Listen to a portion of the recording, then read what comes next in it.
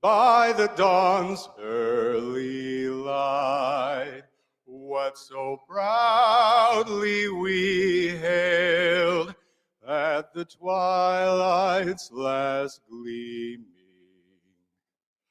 whose broad stripes and bright stars through the perilous fight o'er the ramparts we watched were so gallantly streaming.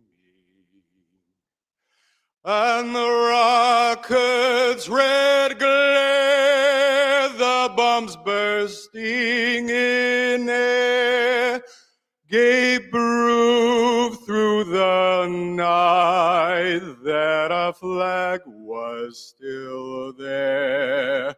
Oh, say does that star-spangled banner yet wave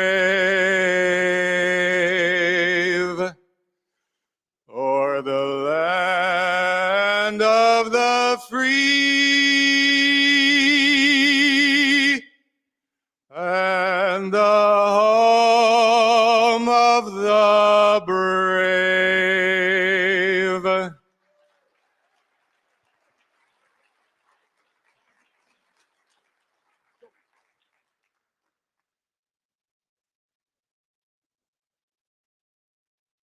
Well, it is my pleasure now to introduce to CPAC 2021 former U.S. Ambassador to Israel, David Friedman. Ambassador, thank you so much for joining us. Of course, CPAC is being held in Orlando this year. You are still in Jerusalem, and we are very grateful for your time today. Well, thank you, Katie. It's great to be here in regards to all my friends at CPAC from the holy city of Jerusalem. Let's start with a basic question. Why is the relationship between the United States and Israel so important for this country and for the world? Look, Israel is, I would argue, America's most important ally anywhere in the world, certainly in the region. You know, one of our prior colleagues was the head of intelligence at the Department of Homeland Security. And he said something very, very profound, said it many times. He said that Israel literally keeps Americans safe at home.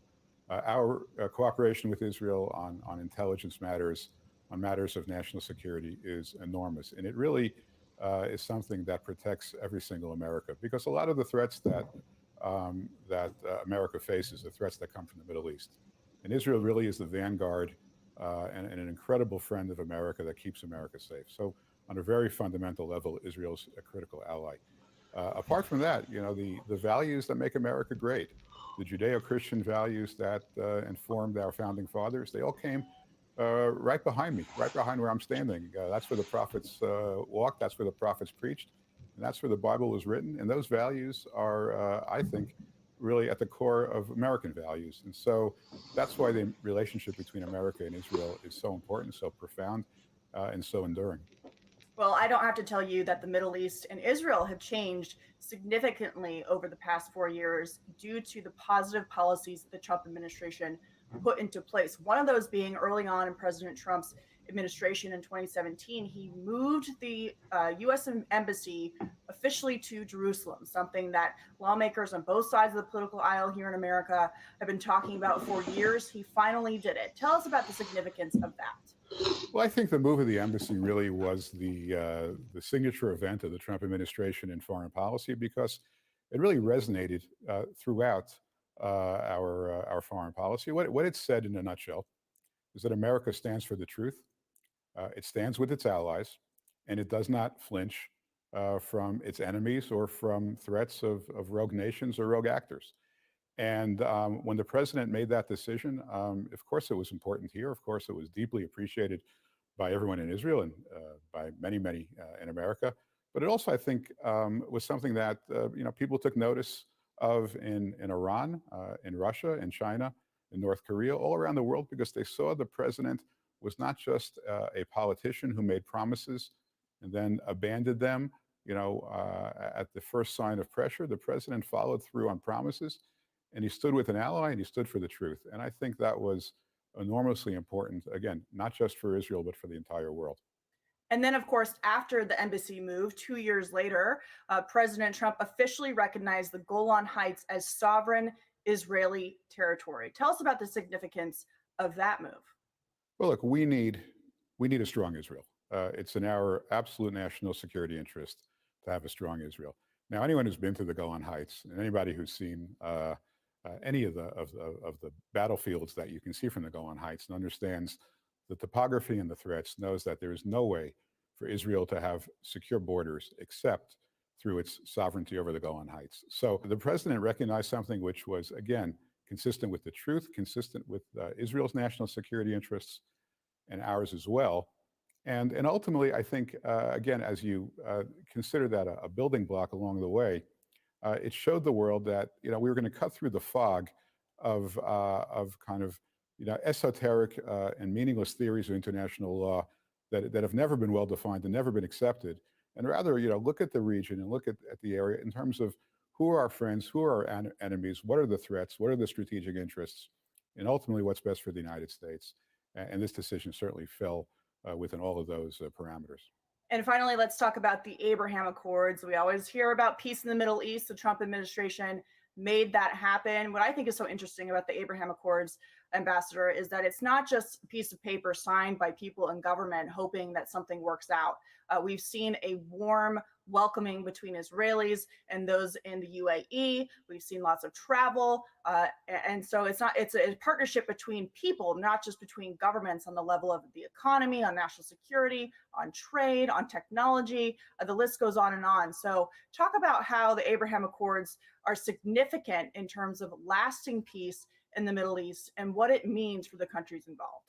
Well, look, I think this is, I hate to overuse the term, but it's a game changer. I think it has the potential to move the Middle East from a place of threats, a place of suffering, a place of violence, to a place not just of peace, but a place where the Middle East can really join the community of nations and collectively, contribute so much to the world. When we stood with Israel, whether it was with Jerusalem, whether it was on the Golan Heights, whether it was on the communities in Judea and Samaria, everyone predicted that there would be an explosion. And they were right in part. There was an explosion, but it was an explosion of peace, not an explosion of violence, because nations recognized that ultimately they wanted to be part of this circle of trust where the United States had alliances with countries that were really rock solid, based upon common values, based upon common threats. And it wasn't much of a leap for other nations to say, well, we want some of that too. We want to be part of it. So of course the United Arab Emirates jumped in first, and after they jumped in and people saw the water was fine, we got to Bahrain, we got to Sudan, we got to Morocco. We even made a deal with a Muslim country in Europe, in Kosovo, and what this ultimately says to the world is that Israel is not the problem. Israel is the solution. Israel has an enormous amount to offer. Israel is a country which has been historically surrounded by enemies, but maintains a democracy, maintains an outstanding record on human rights, and it has this capacity to improvise and to develop and to come up with solutions to problems. As you see, obviously, the most recent being the more than half of Israelis are now vaccinated against the COVID. And so I think, as countries have looked at Israel from a distance, some with curiosity, some with intrigue, now they're seeing, what a great partnership. And the beauty of it is, once the ice broke, you go to Dubai or Abu Dhabi, and you see, Jewish people walking around. You see Orthodox Jews walking around. You see Israelis. Wow, is that a love fest? I mean, this has been waiting to happen for years, and all it took was a little bit of courage and a little bit of strength, and ultimately it took the United States standing with its friends. Well, we certainly think that you are important enough to be talking about this, especially since you're still in Israel. Yeah, that's what makes peace. It's a warm peace. It's a peace between people. People make peace. Governments don't make peace. Look, the peace agreement with Jordan is important, but it's not an agreement between people. To some extent, that's true of Egypt as well. This really is something which people have embraced. Good morning, everybody. Welcome to day 2 of CPAC. I Why hope you haven't we guys done this enjoy sooner? it. This is so obvious. It's so If you know other people that may advantageous, enjoy so it, enjoyable. make sure to And I think ultimately this share, is click, the and paradigm subscribe. for the future. Now, having settled that, Whether you're it's coming in brand new. from YouTube, whether you're coming You in from have Twitch, it doesn't matter. you Either one. have love affairs that But I'm begin not gonna take up with too great much of romance, your and time. then So you ultimately guys have an they can enjoyable crash on day. the Thank rocks of you. reality, and we want to make sure that doesn't happen. So as much as there is every reason to be encouraged, look, this requires nurturing. It requires some fertilizer, some help by the United States. The United States has to be involved, and we're not going to we're not going to do justice to these agreements if we start retreating from some of the positions that we've taken over the last 4 years. We have to continue to strongly support our allies and to be rock solid in our opposition to our enemies. If we start sliding back in this environment, I don't want to take chances because all of this came together because of the policies that we had in the past, and it's just too soon to leave this to chance. Should we take what you just said as a warning to the Biden administration as they now try to change some of the policies and try to court Iran to get back into the nuclear agreement? Look, I'm not. I wish I mattered enough to be able to warn the Biden administration. Well, look, the reality is that Iran is a threat to the entire region, and while the Abraham Accords was very much a product of the opportunities and the optimism that the nations felt by joining together, it was also to a certain extent a function of a common threat and a common enemy. And to the extent that the United States loses its ability to really maintain control over sanctions, over the strength that we have shown in opposition to Iran, what it does is it starts causing all these countries to start kind of going back into their shells and thinking, well, now we have to start thinking more about protecting ourselves. It drives it drives a wedge in the openness, in the warmth, and people start thinking about self-defense. Now, that's not a good message to send to all these countries, that they need to start thinking more about self-defense than they need to think about joining together and building a new Middle East. We're on the right track with Iran. I mean, we are absolutely gaining in that battle, and frankly, what we learned over the past 4 years is that they can't be trusted. We caught them, red-handed, violating the agreement, and how in the world are you going to make a deal when they don't let you have access to their military installations? So I mean, we were so far off base there, and thank God, with a strong foreign policy, we're back on track now. To give all that up, the ramifications are enormous for all the accomplishments and all the advances that we made. Well, as we wrap up our time with you here at CPAC 2021, Mr. Ambassador, if you just have some final thoughts about the U.S.-Israeli relationship, the Middle East as a whole, we'd love to hear them. Look, the U.S.-Israel relationship is a blessing for Americans and for Israel. It's not something Americans have had forever. It's new. It's new for Americans. It's new for Israelis. It's 70 years old. It's grown dramatically over the last 4 years. The opportunities that it's presented for Americans at home and abroad, for commerce, for security, for safety, are enormous. We are heading in a great direction, and we're doing it while being truthful to the Judeo-Christian values that really informed and founded our nation. So look, we're proud of that. We believe in it, but most importantly, we want it to continue to advance. And I hope everybody in the room, will join with me and others in continuing to support this relationship. I think not only is it important for our national security and our safety, but I think it will do wonders for our sense of meaning and purpose as human beings. So to all those in attendance, sorry I couldn't be here, but blessings from Jerusalem, and hope to be there. Hope to be there next year. Former U.S. Ambassador to Israel, David Friedman, thank you so much for your time today. We really appreciate it. Thanks, Katie. Always a pleasure.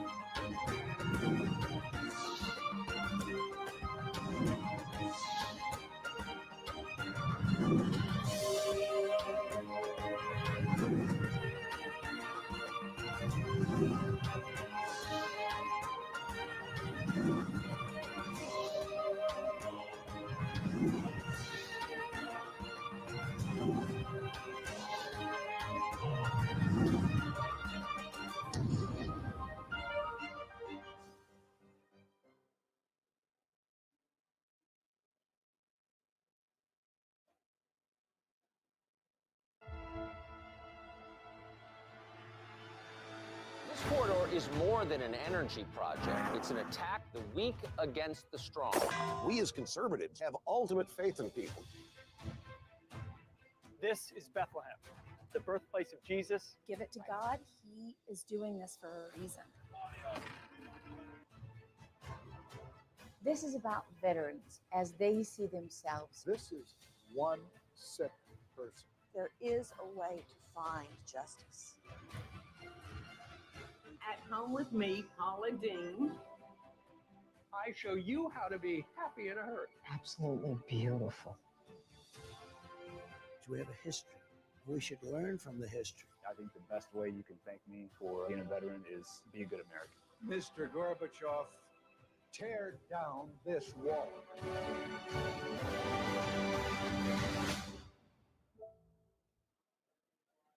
Your ideas, innovations, and inventions are precious. Don't let patent pirates steal your treasure. Support American innovation by passing the Stronger Patents Act. You will be helping American inventors and our economy.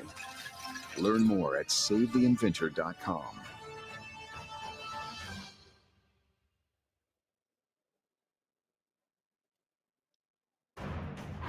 Stolen inventions tell no tales. Stop big tech and their patent pirating ways. Support American innovation by passing the Stronger Patents Act. You will be helping American inventors and our economy. Learn more at SaveTheInventor.com.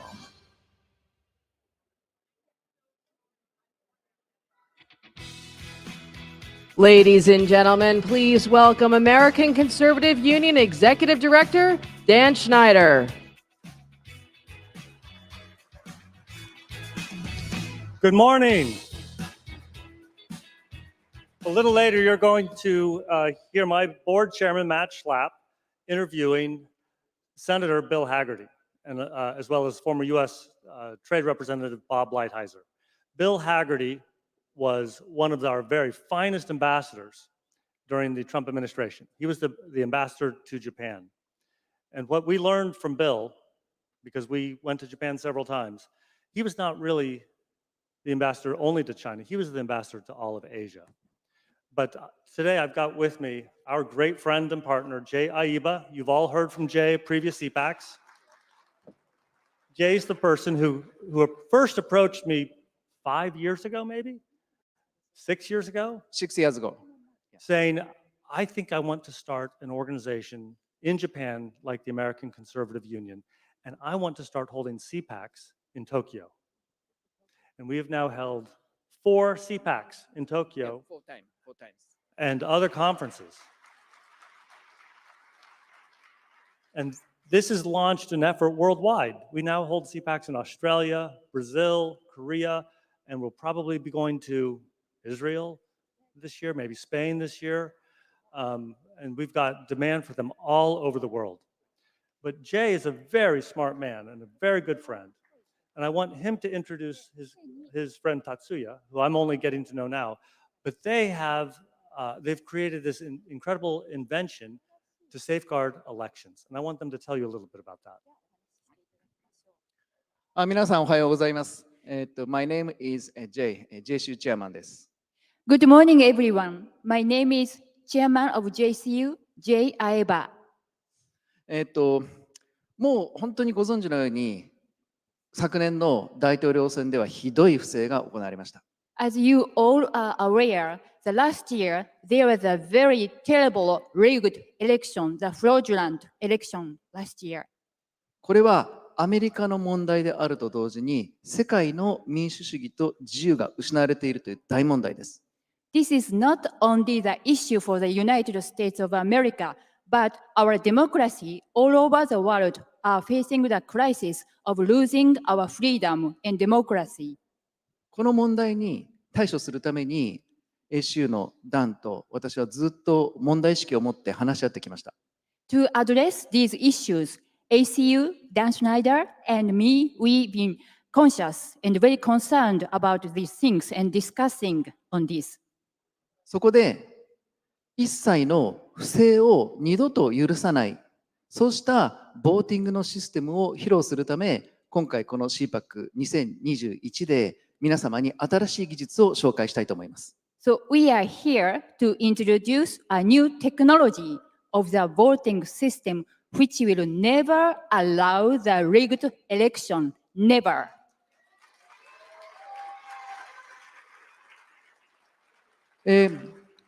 この技術は皆さんご存知のブロックチェーンを使った技術です。This technology is using the technology of blockchain, as many of you know.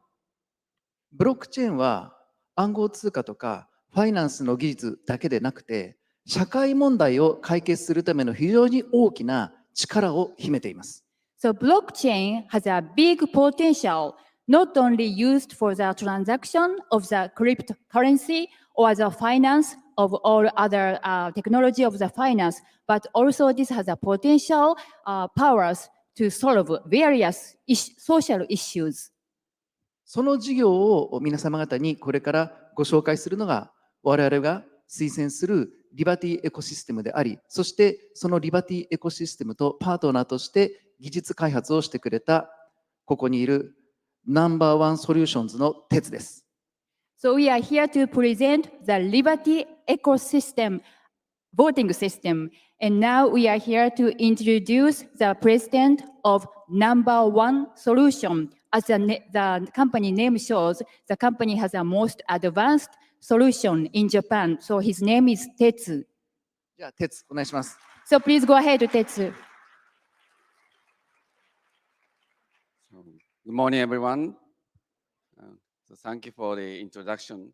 My name is Tetsu Omorai, and I'm a CEO of Number One Solutions. So I have developed a Liberty Vote system, which is based on the very secure online voting platform based on the technology of blockchain and advanced security technologies. Now, many people know that we cannot trust the result of election. And it's happening in all over the world. So with this blockchain technology, nobody can change the result. Even administrator cannot change the result, and voters can keep the privacy. So I came here to discuss about the future of this system, because this is, I think, right place to start this movement.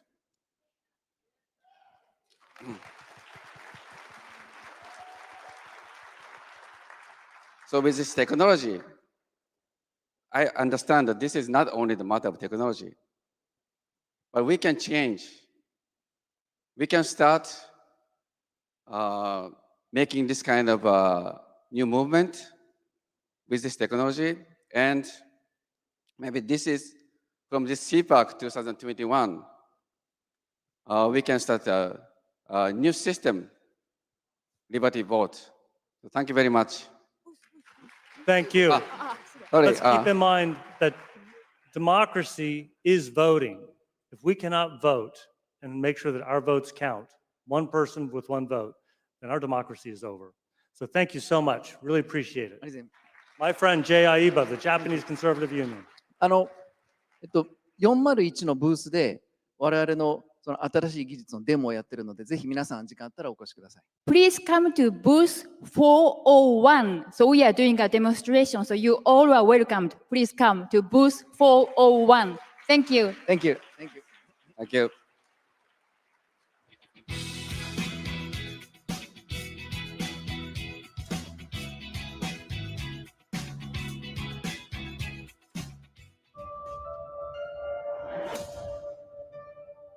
We're about to go into a dark winter. We do need to close our schools. Have the schools remain closed for the rest of the year.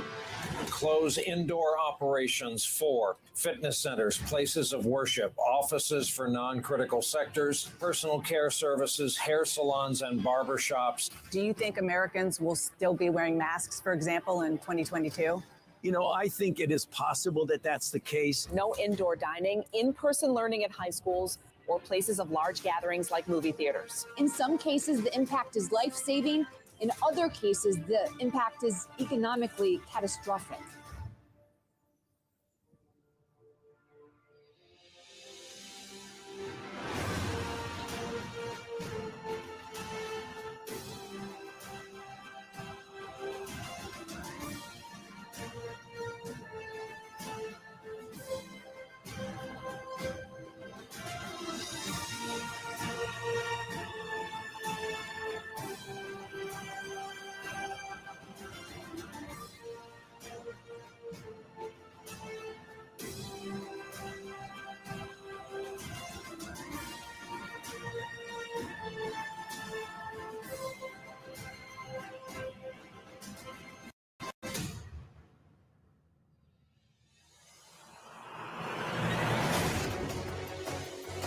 Some voters say that they are getting more than one ballot sent to them, prompting concerns about possible fraud.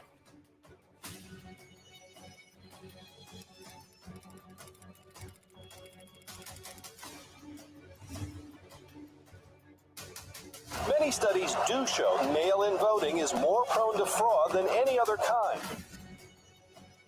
A postal worker arrested today for throwing away mail, nearly 2,000 pieces of mail. And the headline here, 99 of the pieces were general election ballots. Why are dead people still getting ballots in the mail? Several military ballots were, quote, discarded. The DOJ says an overwhelming majority of those ballots were cast for guess who? Donald Trump. Dozens of poll watchers were turned away, being told the tally room was at capacity due to COVID-19 restrictions. This scene involved supporters of President Trump shouting, "Stop the count." In at least 7 Georgia counties, the voting hours had to be extended because of technical glitches. Here I am as an observer for the President of the United States, totally legal, and they throw me out. The clerk is accused of sequestering poll watchers in this room where they say they could not see or hear the counting of ballots. If there's no cheating going on, if everything's above board, and if Trump's going to lose, and he's going to lose legitimately, you just better get your arms around it. You better, why not let the Republicans in and let them see Trump losing legitimately? Why are they afraid of this? We could see them doing stuff, but we couldn't actually look at the ballots. So she is trying to read ballots this far away. Yes. Is there any way possible you could read a ballot over here? What did she say? She said it's humanly impossible. If you're not allowed in to see the process so that there's meaningful observing of these ballots, that calls into question what those results will be. Why are they only counting them whenever the place is cleared out with no witnesses? The press and the party monitors were not given notice that counting would continue into the early morning hours, and they should have been. You may have gone to bed thinking this election was headed one way, and then you woke up and you saw things were different. Questions, vote totals shifting in nearly every battleground state from Trump to Biden early last Wednesday. It's statistically impossible that in every single state where he was ahead, that all the votes that came in on those flipped it.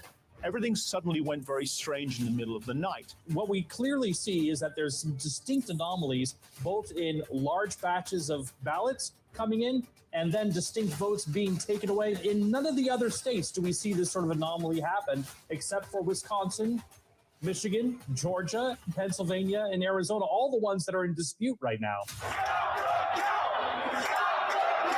1 a.m., 2 a.m., 9:05 a.m., and you just watched it. I never thought I would see this level of provable illegal ballots in the count. Trump was leading in Georgia, leading in North Carolina, leading in Pennsylvania, leading in Wisconsin, leading in Michigan, and they stopped counting before the vote ferry visits overnight.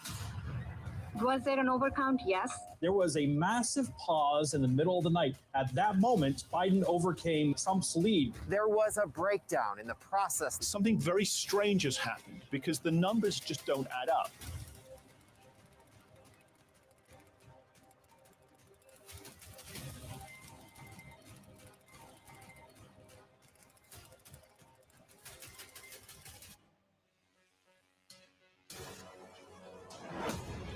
Today, my whole soul is in this, bringing America together, The left is already calling for Trump officials to be punished. uniting our people. How are we going to really almost deprogram these people who have signed up for the cult of Trump?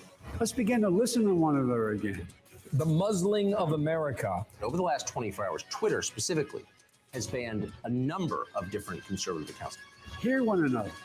At the same time, the Chinese Communist Party, the Ayatollah of Iran still have their accounts because they're not a threat to the ruling party here. Apple, as you may know by now, pulling the plug on Parler. Mr. Trump lost his primary megaphone overnight when Twitter permanently shut down his personal account, breaking off his connection to nearly 90 million followers. He stood up and tried to delay the certification of Joe Biden's victory. It was his right to represent his constituents. And for that, he's had a book cancelled. He's been threatened by his Democrat colleagues with being thrown out of Congress. More prominent figures report getting canceled. The CEO of Goya Foods for his comments over alleged election fraud. One of the stars of The Mandalorian, Gina Carano, has been fired from the Disney Plus series. This comes after Carano's controversial social media post. We're no longer debating about ideas, we're debating about who to cancel. My biggest fear, too, is just the weaponization of government against political opponents. Politics doesn't have to be a raging fire, destroying everything in its path. Hearing from a man who was brutally attacked earlier this week because of his open political beliefs. They're not going to stop, and they're not. This is a movement. I'm telling you, they're not going to stop. Stop the shouting and lower the temperature. Hey, let's bring up a vote to expel Ted Cruz and Josh Hawley from the Senate. Unity. Unity. If they don't resign, they should be expelled. Zero from the chance Senate. they resign. Nobody resigns. Then we should hold the vote. We must convict him, and we must take away his power. Anybody who loves freedom, liberty, maybe has an American flag outside their house or attended a Trump rally. The last time I checked, cancers need to be cut out. Once you start walking this down the path, you see where it leads to a very dangerous undermining of our civil liberties, our freedoms in our Constitution, and a targeting of almost half of the country. And everyone beware, because they're not going to stop. Everyone beware. Beware. That's it. You all are the freedom fighters of today. You all are like our founding fathers of yesterday that understand what's at stake. We stand united, united, united for the freedom of religion, Speech, press, assembly, and petition. The right to keep and bear arms. The freedom from unreasonable searches or seizures.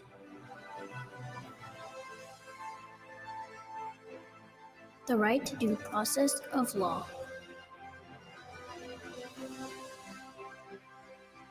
The freedom from cruel and unusual punishment. And powers not given to the federal government belong to the people. The people. The people. And the states. This is what unites us. We are all endowed by our Creator with certain inalienable rights, among them life, liberty, freedom, and the pursuit of happiness. Those of you watching at home may wonder why this is being applauded. We conservatives think all three are under assault. America, America, America. Uncancel.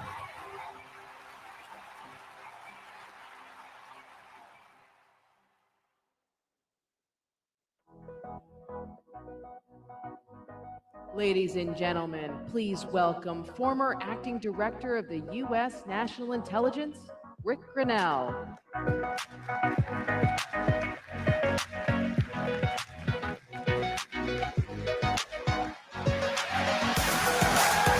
Thank you. Thank you.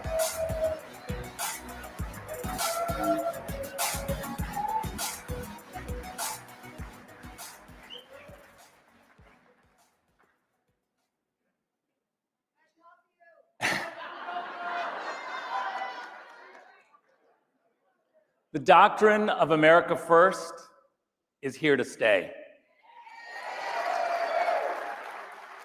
As we've seen even in the first month of a new administration, America First's electoral popularity and strategic accomplishments ensure that it no longer belongs to a single party or politician.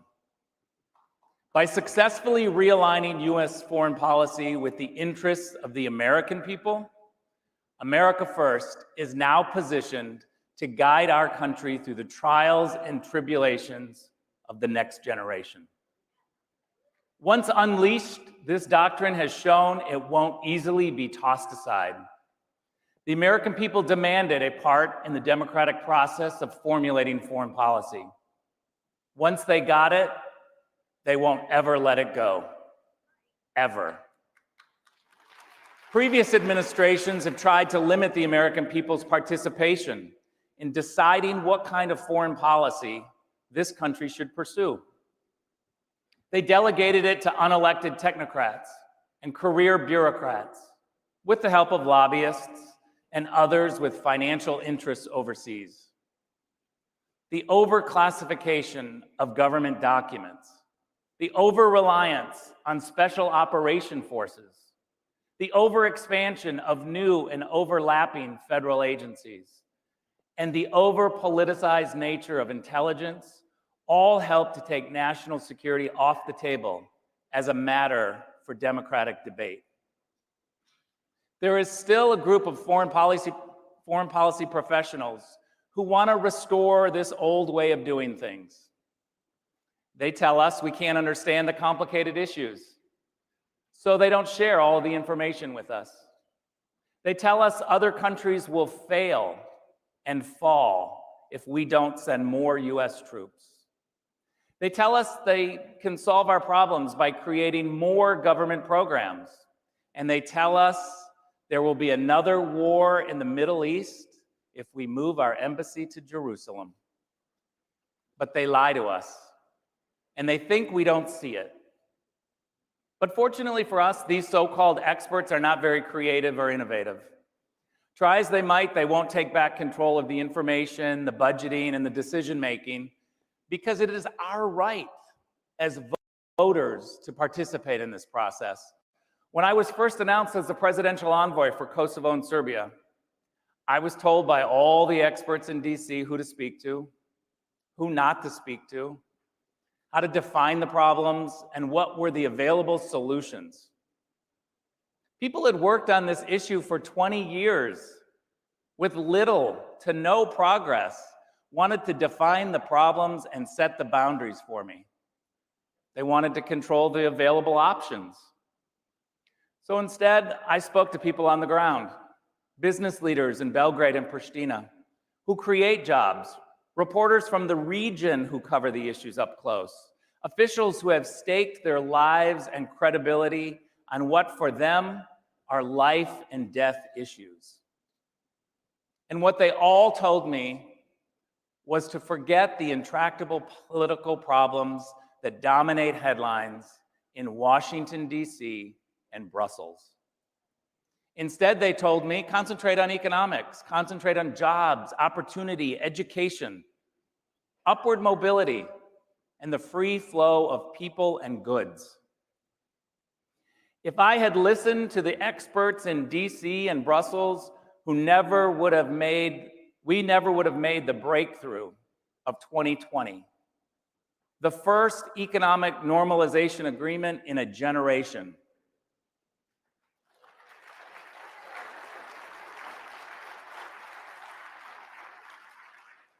The same was true for my time in Germany.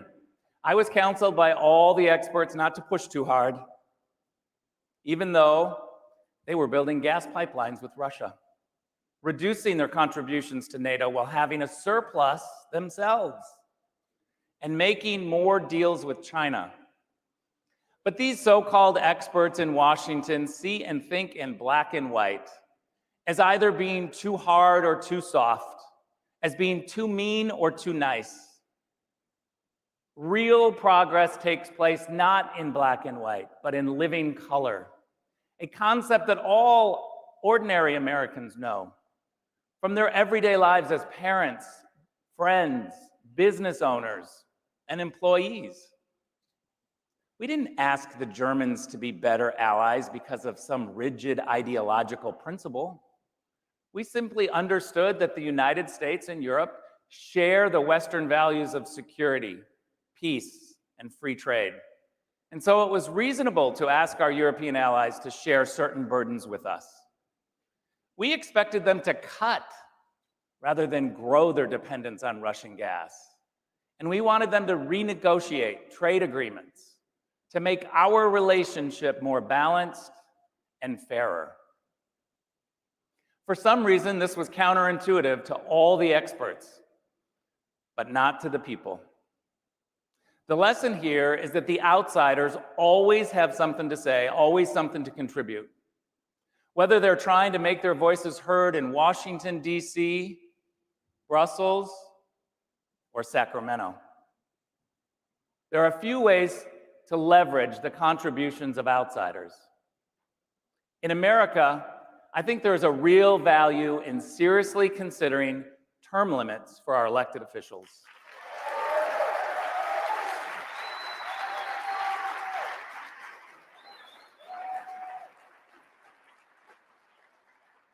Now, let me be clear, I sympathize with the counter-intellectual argument.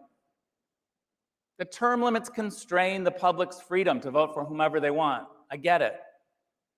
But the reality of our current political system should compel us to rethink how these intellectual justifications run counter to our lived experience.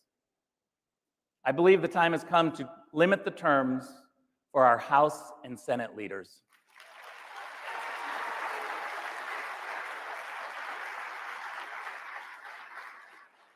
Many who have become more ingrained in Washington and in the fabric of their own hometowns. And this is not a matter of concern for just Republicans, but it includes Democrats. This is a fight between the insiders and the outsiders, between Washington, D.C., and the rest of America. Of course, if things get really bad with elected officials, there's always the option to recall them.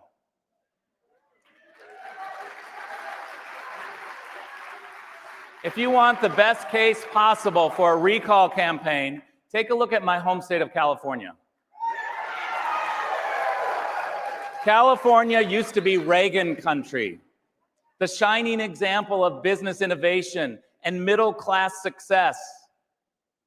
But now when you think of California, you think of out-of-control wildfires, of rolling blackouts, of schools still closed, of shuttered businesses, of bans on fracking, and wealthy people jumping the vaccine line.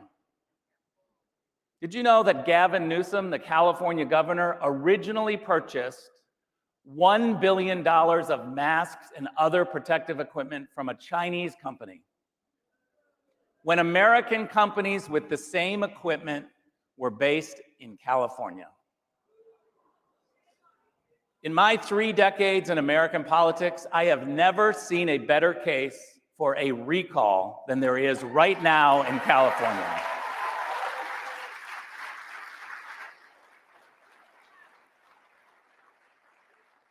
And of course, if a public official is still failing to deliver on their promises, and if you can't limit their term or recall them in time, there's always one other option.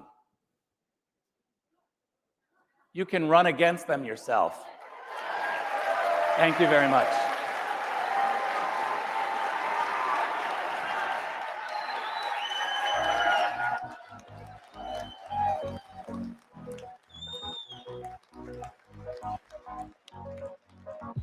The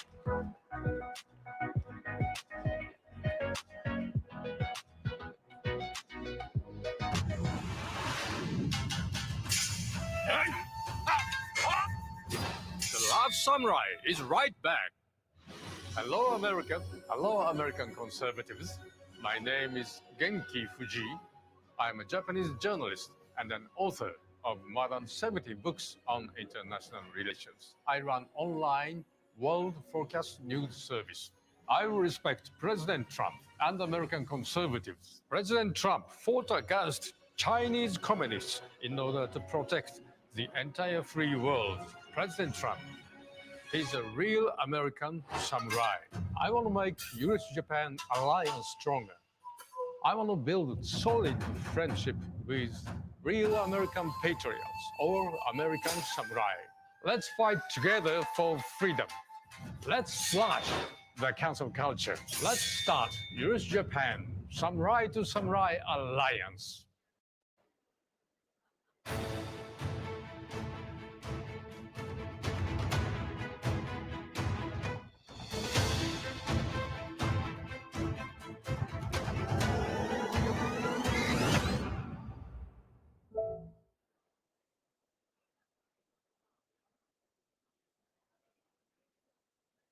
Liberals spent a record amount of dark money to elect Biden. Now they are cashing in. Ron Klain led a top dark money group.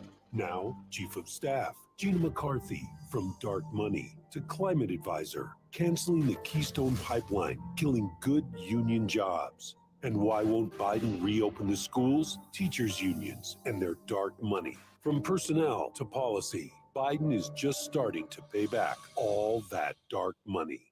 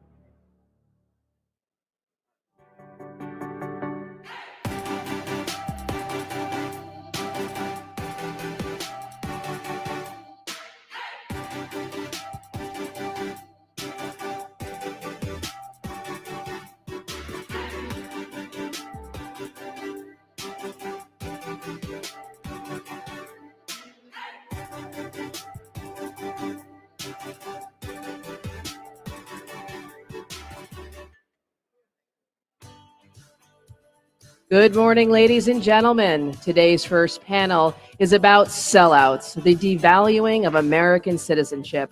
Please welcome our panelists, Texas Attorney General Ken Paxton, former U.S. Ambassador to Mexico, Chris Landau, Arizona Representative Paul Gozer, and moderated by ACU Foundation's Mercedes Schlapp.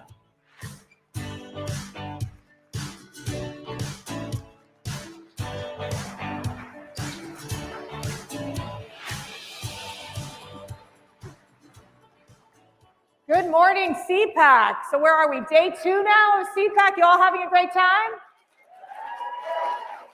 How wonderful was Rick Grenell? I don't know. I think he'd make a great governor of California. What do you think? Well, I have an impressive guest joining us today.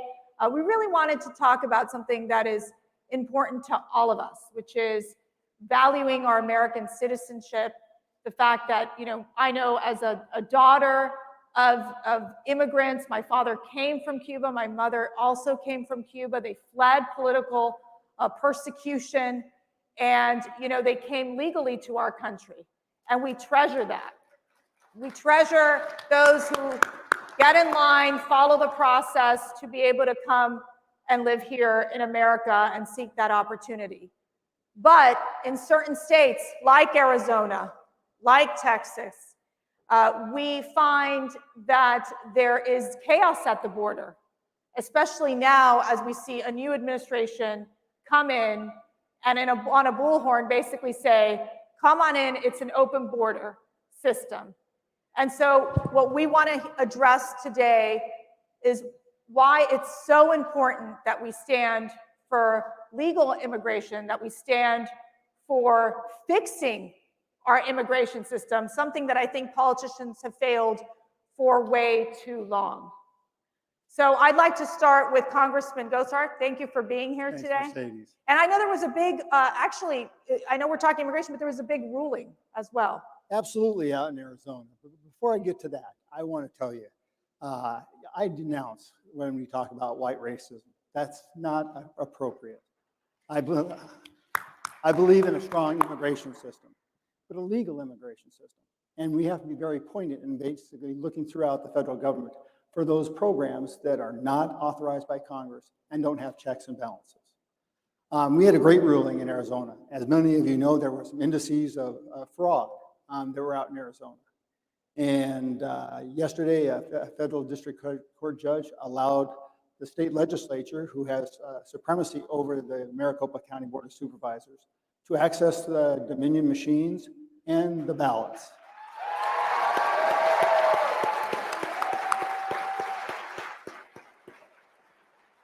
I think one of the tweets you had put out as well was the fact that you're going to oppose these American last policies, right? You're talking about not supporting criminals over our citizens, gangs, over our families.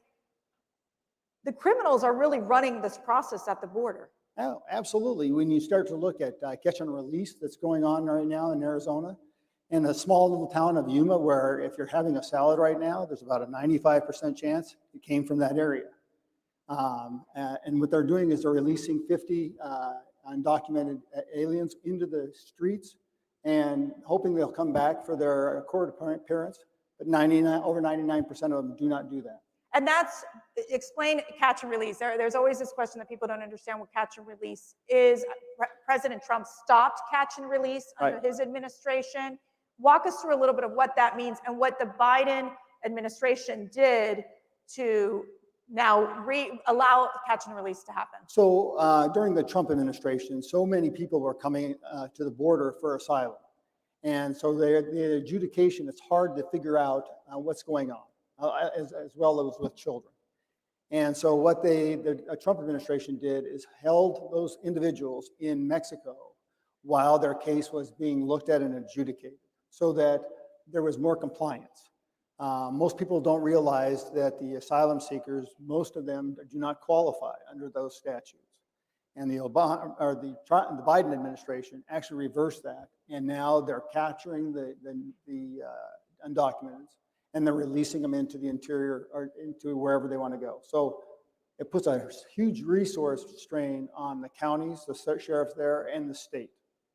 Wonderful. One of the things I think we were talking about yesterday, Ambassador Landau. Ambassador Landau is our former U.S. ambassador to Mexico, was front and center in dealing with working with Mexicans on the border crisis. And what did you find in working with Mexico, and especially explaining the mitigation protection protocol that President Trump put in place when he was president? Absolutely, Mercy. It's one of the things that President Trump doesn't get enough credit for, is that our administration worked really closely with Mexico to stop and to disincentivize these immigrant flows, because these out of control caravans that we were seeing were in violation of US law and also of Mexican law. And what drives me bananas is that the narrative in this country is that President Trump, his immigration policies were mean to the immigrant people.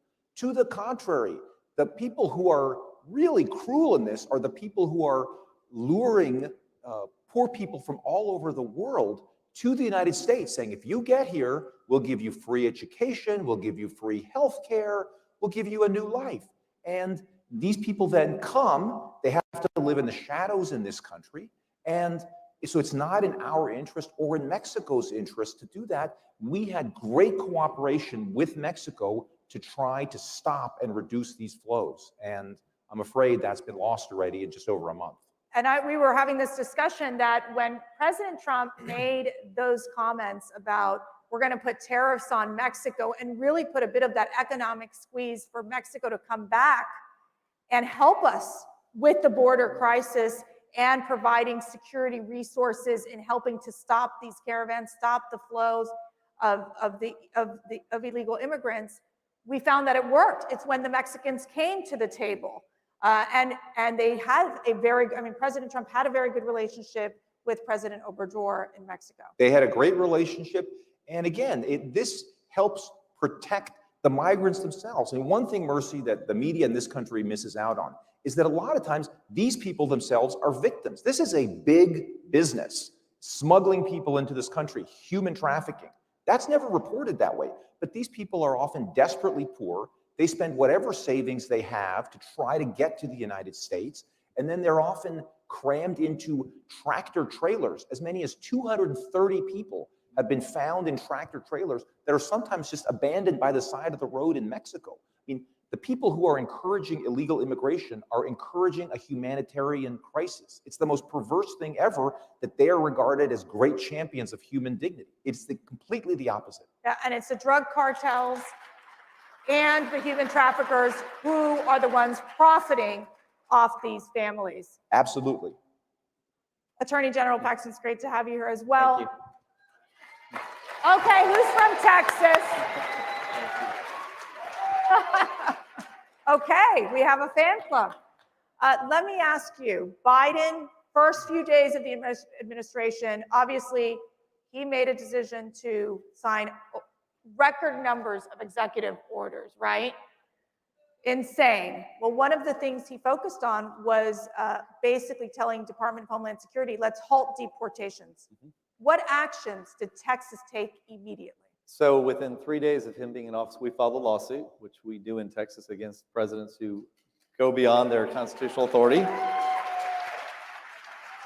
And we made the argument, we had 3 arguments. One is that we had an agreement with Homeland Security that if they made major changes to immigration, that they would give us time to adjust to it. They completely ignored that agreement. Second, they violated federal law because it's not his job to change federal law, what Congress has passed. His job is to implement federal law and to execute on it. So we sued him over the fact that he's not doing his job. And third, that his constitutional role is not to make new law. That was our lawsuit. We filed for a temporary injunction, which we received very quickly. And just this week, we got a permanent injunction, which means that we've stopped his illegal action until we get to trial.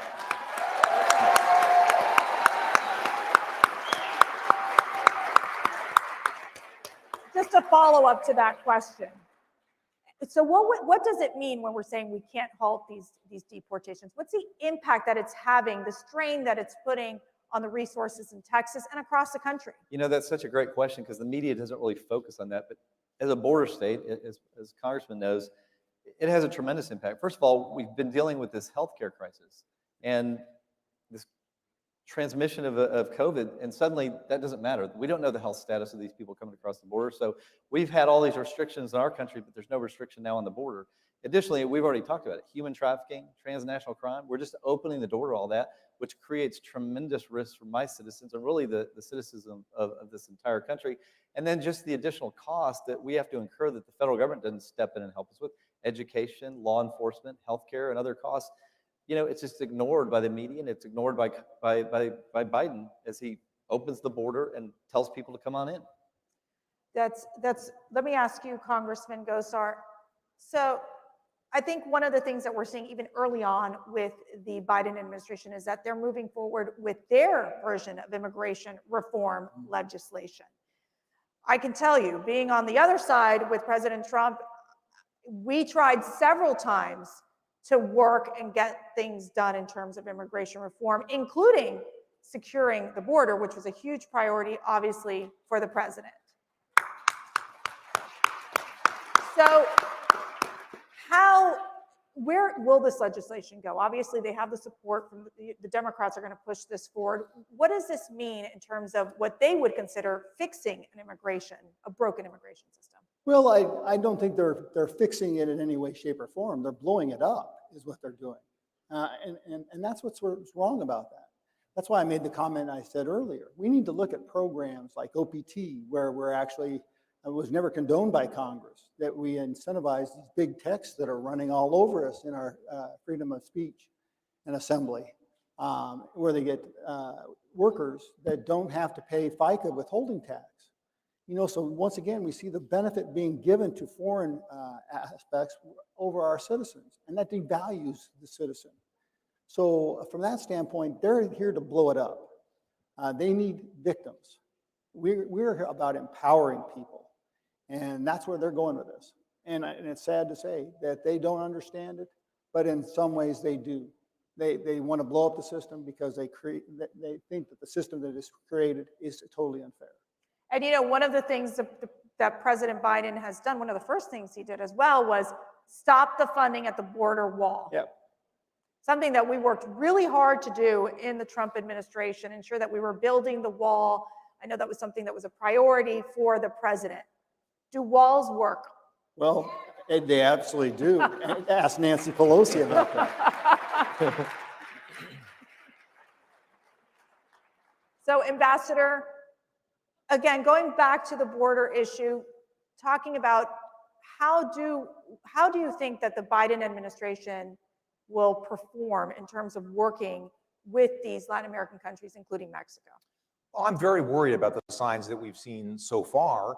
President Trump had agreements with a lot of Central American countries to try to limit this. We had a great cooperation with Mexico. And let's just remember, folks, we're still in a pandemic here. I mean, the idea that you are going to incentivize people to be coming into our country illegally during a pandemic is just beyond the pale. I don't understand why the American people aren't more up in arms about this. You know, it's not as if these people are socially distancing on their way through Mexico. And again, you know, a lot of times I think it's important to understand that these people are being preyed on. They're being lured here by coyotes and cartels who are telling them, you can have a better life. Just pay up, pay, you know, $10,000, scrape together your savings.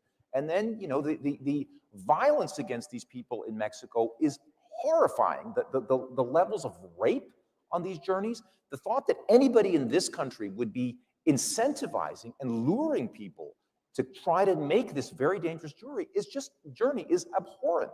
So I think as a country, we should do everything we can to discourage that and encourage people to follow our laws, which very clearly set forth a process to come here legally if you want to come here. What's really crazy is these people, of course, are jumping in line ahead of the people who are waiting their turn, legal immigrants.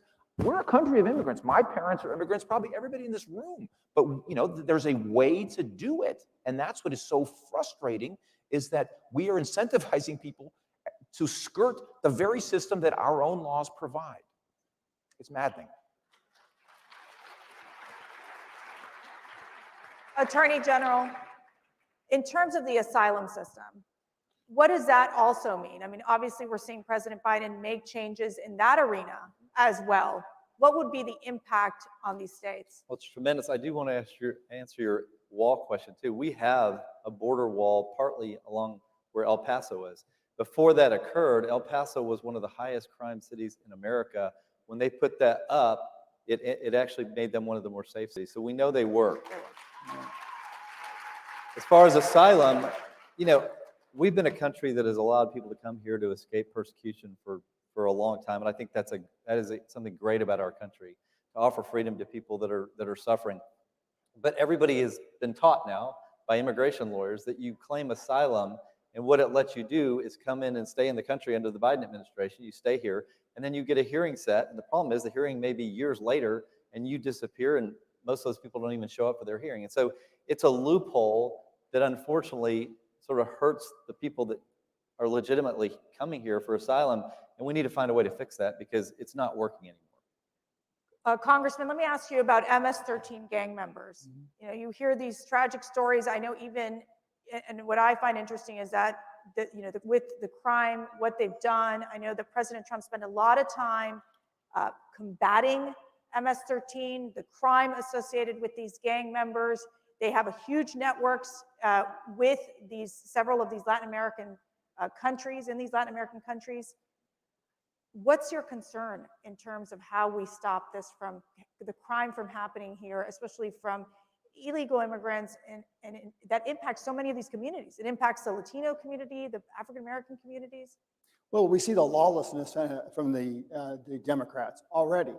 And so then you're bringing and enticing those that defy the law already if it was enforced. So you get a supercell that they feel that they're empowered to be able to do their will against innocent people. And that's what's really sad is that the rule of law is for everybody, not anybody to be above it. And these are ruthless people that actually look at death being an entrance into a game. And there's been machete mutilations on the East Coast and the West Coast. And our citizens fear for their lives because it is all about what the MS-13 or the gangs and the cartels want to do. It's not about you. The other thing is Biden talks about, or I would say you've seen many of the Democrats talk about the abolish ICE component. How impactful, how would that hurt our states? Well, the resources, first of all, the resources when ICE is not able to do their job, then that comes down to the county and the state level. You know, I talked about the catch and release. They're releasing over 50 people, undocumented people, into the Yuma area. Well, that puts a notification and a hardship on the sheriff's office there as well as the state. And those are not resources that they actually have. But you know what you're also seeing is states like Texas that are utilizing the 10th Amendment to actually force the narrative. Use the courts, be smart, and then also make sure that you're empowered. I think that's a big key component.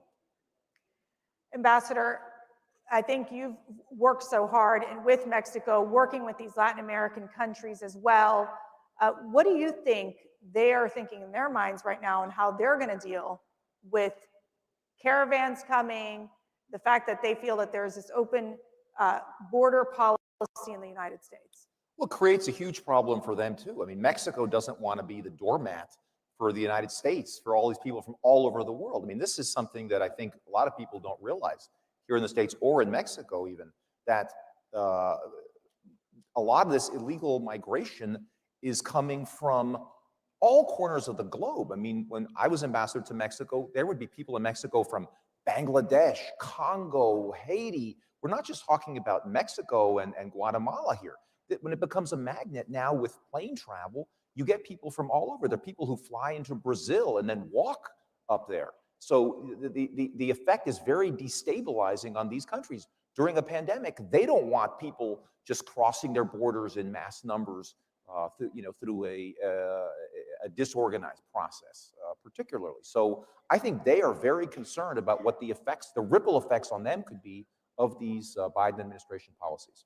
And Attorney General, you've dealt with sanctuary cities in terms of you've seen what these other states have done. How's Texas handled the sanctuary city policy in terms of in terms of many of these mayors deciding we're going to make this happen and this is just the way we're going to deal with it. But what are the negative impacts of that? So our state, the legislature wisely passed sanctuary city laws. So if they are violating federal law, not cooperating with customs and immigration, then they could potentially be fined and be removed from office. And so we've already filed a lawsuit against the city of San Antonio. Right.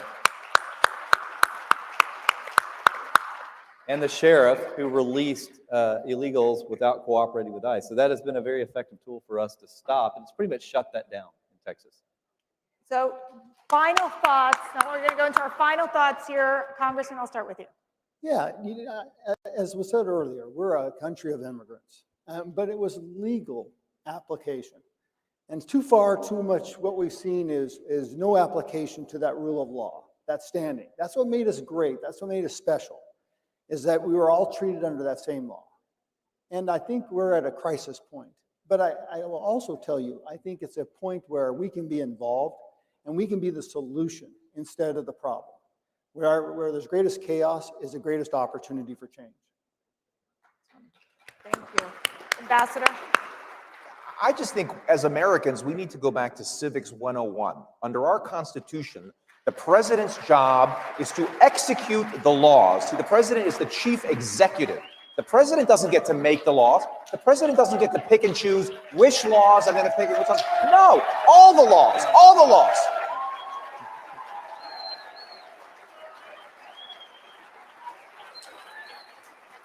All right. right, Attorney General. I don't know how you're going to beat that, but It's you can hard try. to follow that. You nailed it. That's exactly right. I mean, immigration is a huge issue. But fundamentally, if we have a president that is overstepping his constitutional role, we don't have a constitutional government anymore. So that's what we need to really focus on. Yeah. Well, we know one thing is that Biden is going to sell us out. He has no interest in truly fixing this immigration system. It's for him open borders and continuing to pursue this radical immigration policy. It's a broken system. It's unfortunate that so many people have suffered in the process. And at the end of the day, we want to keep supporting legal immigration. And we want to thank all of you for joining us in this wonderful conversation. Thank you so much.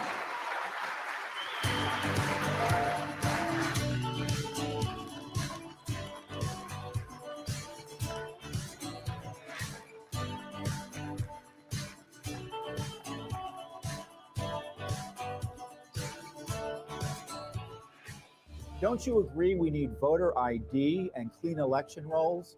Well, your Judicial Watch is in federal court right now fighting to make sure your elections will be fair and honest.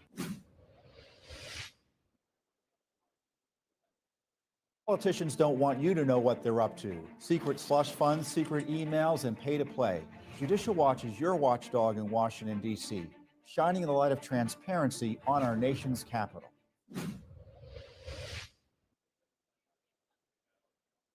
Want to catch the latest news on government corruption, waste, fraud, and abuse? Remember there was an impeachment? Do you remember that? Then check out Judicial Watch's weekly update with Tom Fitton. We're fighting Adam Schiff to try to get records about his misconduct.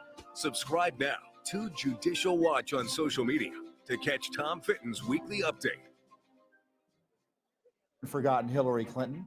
Judicial Watch exposed the Clinton email scandal, and we're in court right now holding her accountable to the same laws and rules the rest of us are expected to follow.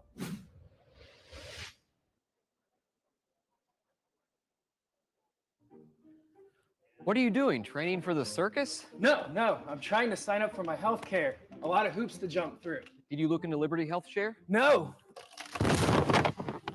Didn't think so.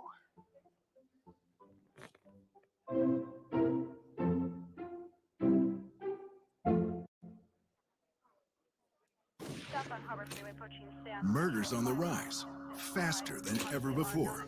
Biden appoints Vanita Gupta for a top job in the Justice Department. She supports defunding the police, led a group that wants to reduce punishments on white supremacists, even terrorists. When our cities burned, Gupta could have stood for law and order for victims. Instead, she advocated to let convicts out of jail. Biden promised unity, but this is a dangerous appointee at a dangerous time. Ladies and gentlemen, our next panel is Quad Goals, fighting communist China from all four corners. Please welcome our panelists, Tennessee Senator Bill Hagerty, Ambassador Robert Lighthizer, and our moderator, the chairman of the American Conservative Union, Matt Schlapp.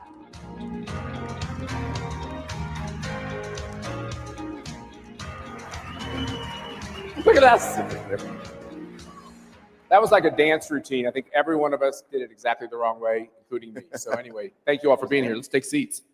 Thank you all. You having a fun morning so far? Great. I recognize all kinds of interesting people in the crowd. I don't know if they want me to call them out, but I see Bill Shine right here. Is that Bill Shine? Bill Shine, will you stand up and wave to everyone? Okay, good. We got other folks here. I can't believe how great it feels to just be open for business. What do you think? Oh, yeah.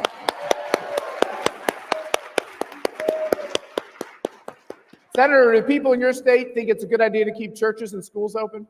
Absolutely. Absolutely, they do. America is tired of being locked down, Matt, and states like Tennessee that have been on the cutting edge of reopening are seeing their economies come back, but it's even more. We need our kids back in school. We need to have our nation open again. It has a psychological impact that runs so deep. And I applaud states like Tennessee, like Florida, where we are today, that are really making strides to get our economy back open. It's important. It's very important. So let's jump right into our topic. You all know that one of the things we spent a lot of time talking about here at CPAC is the menace of China from an economic perspective and from a national security perspective. We have this concept called the Quad, which some of you, like me, might not be that familiar with. Give us kind of a 1-minute overview of how we handle a very tough neighborhood, knowing that you just returned before you ran from the Senate from being Donald Trump's ambassador, the country's ambassador to Japan. You know that neighborhood well. Give us the 1-minute overview of what that is. Before I do, Matt, I just want to take a moment to compliment you and CPAC for your leadership and your vision, because you've taken CPAC to that region. You're taking conservative leadership to that region, and there is a real need, a real desire. Your colleagues from Japan are here today. CPAC Japan is going to be a great success. You've taken it to Australia, another part of the Quad. India is an opportunity. If we bring our message of conservative freedom, the same ideas that have made America great, to that area, we're going to see more conservatism, more strength. They realize what a threat China is. China stands for something authoritarian, something that's so counter to our view of freedom. They realize it and appreciate it more than anybody, and we need to work as closely as we possibly can with our allies in that region. That is, again, Japan, America, Australia, and India, to push back on China from all corners. China is a hegemon. They're attacking us militarily. They're attacking us diplomatically, and of course, they're attacking us diplomatically, and we have the best trade negotiator in the world right here with us today, who did so much with China, with Japan, with Australia, Bob Lighthizer. So we have some significant challenges today, and I couldn't be more honored to be here to talk with you, Matt, and with Ambassador Lighthizer about what we're facing. So this whole idea of uniting these countries with American foreign policy and economic policy at times, India, Japan, these other countries in the region, it's kind of a break from this idea that we always turn to Europe, right, Ambassador? It's like, oh, we got to always be where France is. It's kind of a different way of thinking. Give us the input of your thinking about changing our entire focus to not just China, but so much of it was reorienting our thinking towards China from an economic and trade perspective. So thank you. First of all, it's a pleasure to be here. I want to also congratulate you. I've been a CPAC fan forever, and the work you do for everything we believe is important. Really, so I want to give you, it's like a life work, I know, and you and Mercy get all the credit in the world for it. And let me take a step back and say one of the great successes of the Trump administration, and one of the reasons that President Trump ran for president, was trade, right? He thought we had a bad trade policy. We were being taken advantage of by the Japanese for years and years and years, and then over the last decades by the Chinese. And what he did, when I sort of synthesized it, is kind of two things. One, he reoriented the purpose of trade policy. Instead of being for multinationals and for corporate profits, it became for working people and farmers and ranchers. That's what he did. He fundamentally believes that the notion, it's hard for us even to remember what it was like 4 years ago when people thought about trade. They thought the Chamber of Commerce, they thought multinational corporations, they thought outsourcing was good. They thought getting cheap t-shirts was the objective of our economic policy. President Trump changed all that. Nobody believes that anymore. President Biden, when he was a candidate, didn't even run against it. He didn't believe in our policy, but he didn't run against it because it was we had so persuaded people. And the second thing he did, which is really the topic here, is he alerted people to the problem of China. 4 years ago, people thought China was a force for good. It was nonsense. President Trump never believed that. Many people here never believed that. I certainly never believed that. I wrote and talked about it going back into the 90s. But he has convinced everyone that this is a very serious threat to the United States being number one in the world and to all of the basic values that we care about. Yeah, so we've won. You've been involved in this conversation about trade, but politics generally for a long time. Have we won this argument? I think we've won it, but it's like every other really crucial argument. You got to keep winning it and winning it and winning it. So everybody out here has got to stay on top of it. There's nothing conservative about free trade. What conservatives believe is maintaining our values, the things that we think are important. If you go all the way back to Burke, that's what the essence of what we believe is. Small government for sure, but also maintaining basic values. And this fight, what trade policy should be about in every case is, does it help working people live a better life, better communities, families that stay together, less opioids? I mean, this is what trade policy is about. It's not about the corporate bottom line. It's not about cheap t-shirts. It's not about Christmas lights that cost a nickel more. That's not what it's about. But that's what it was about before Trump. And I think we've turned the corner. I think we've won that argument. But the people on the other side are not going to stop fighting. You can see it right now in Washington every day. I call them the sort of corporatist, globalist approach is pushing back. But I do think it's one of the great accomplishments, those two things, the orientation and China. China is a genuine threat. I wrote this in 1996. I said, if China gets into the WTO, there won't be a working man's job in America that's not at risk. And I still fundamentally believe You're right. And if you think about the accomplishments that President Trump and Ambassador Lighthizer brought forward, it's the greatest blue-collar movement in America. We saw blue-collar jobs accelerate at a pace that we've never seen in our lifetimes before. They certainly outdid white-collar jobs. This has been great for Hispanics. It's been great for Black Americans. It's been great for all of America. But blue-collar comeback was the theme of our administration, and you did a great job leading us forward. If you think about our allies in the Quad, they suffer from the same problems with China too. They get their intellectual property ripped off. They suffer from unfair competition. They subsidize these industries deeply. They've got 5G and Huawei to worry about as well. We're facing the same problems, but it's American leadership. It was President Trump's leadership that it took to stand up and do something about it. And I can say this, Ambassador Lighthizer, thank you. Our farmers in West Tennessee thank me every day because they know that I worked my heart out alongside you for 2 years to get that U.S.-Japan trade deal done. And that's one of the best trade deals that's ever been done to open agricultural markets in Japan for our farmers and for our ranchers. Thank you for what you did. One of the best things about the last election was the fact that we have you now in the United States Senate carrying these policies fast.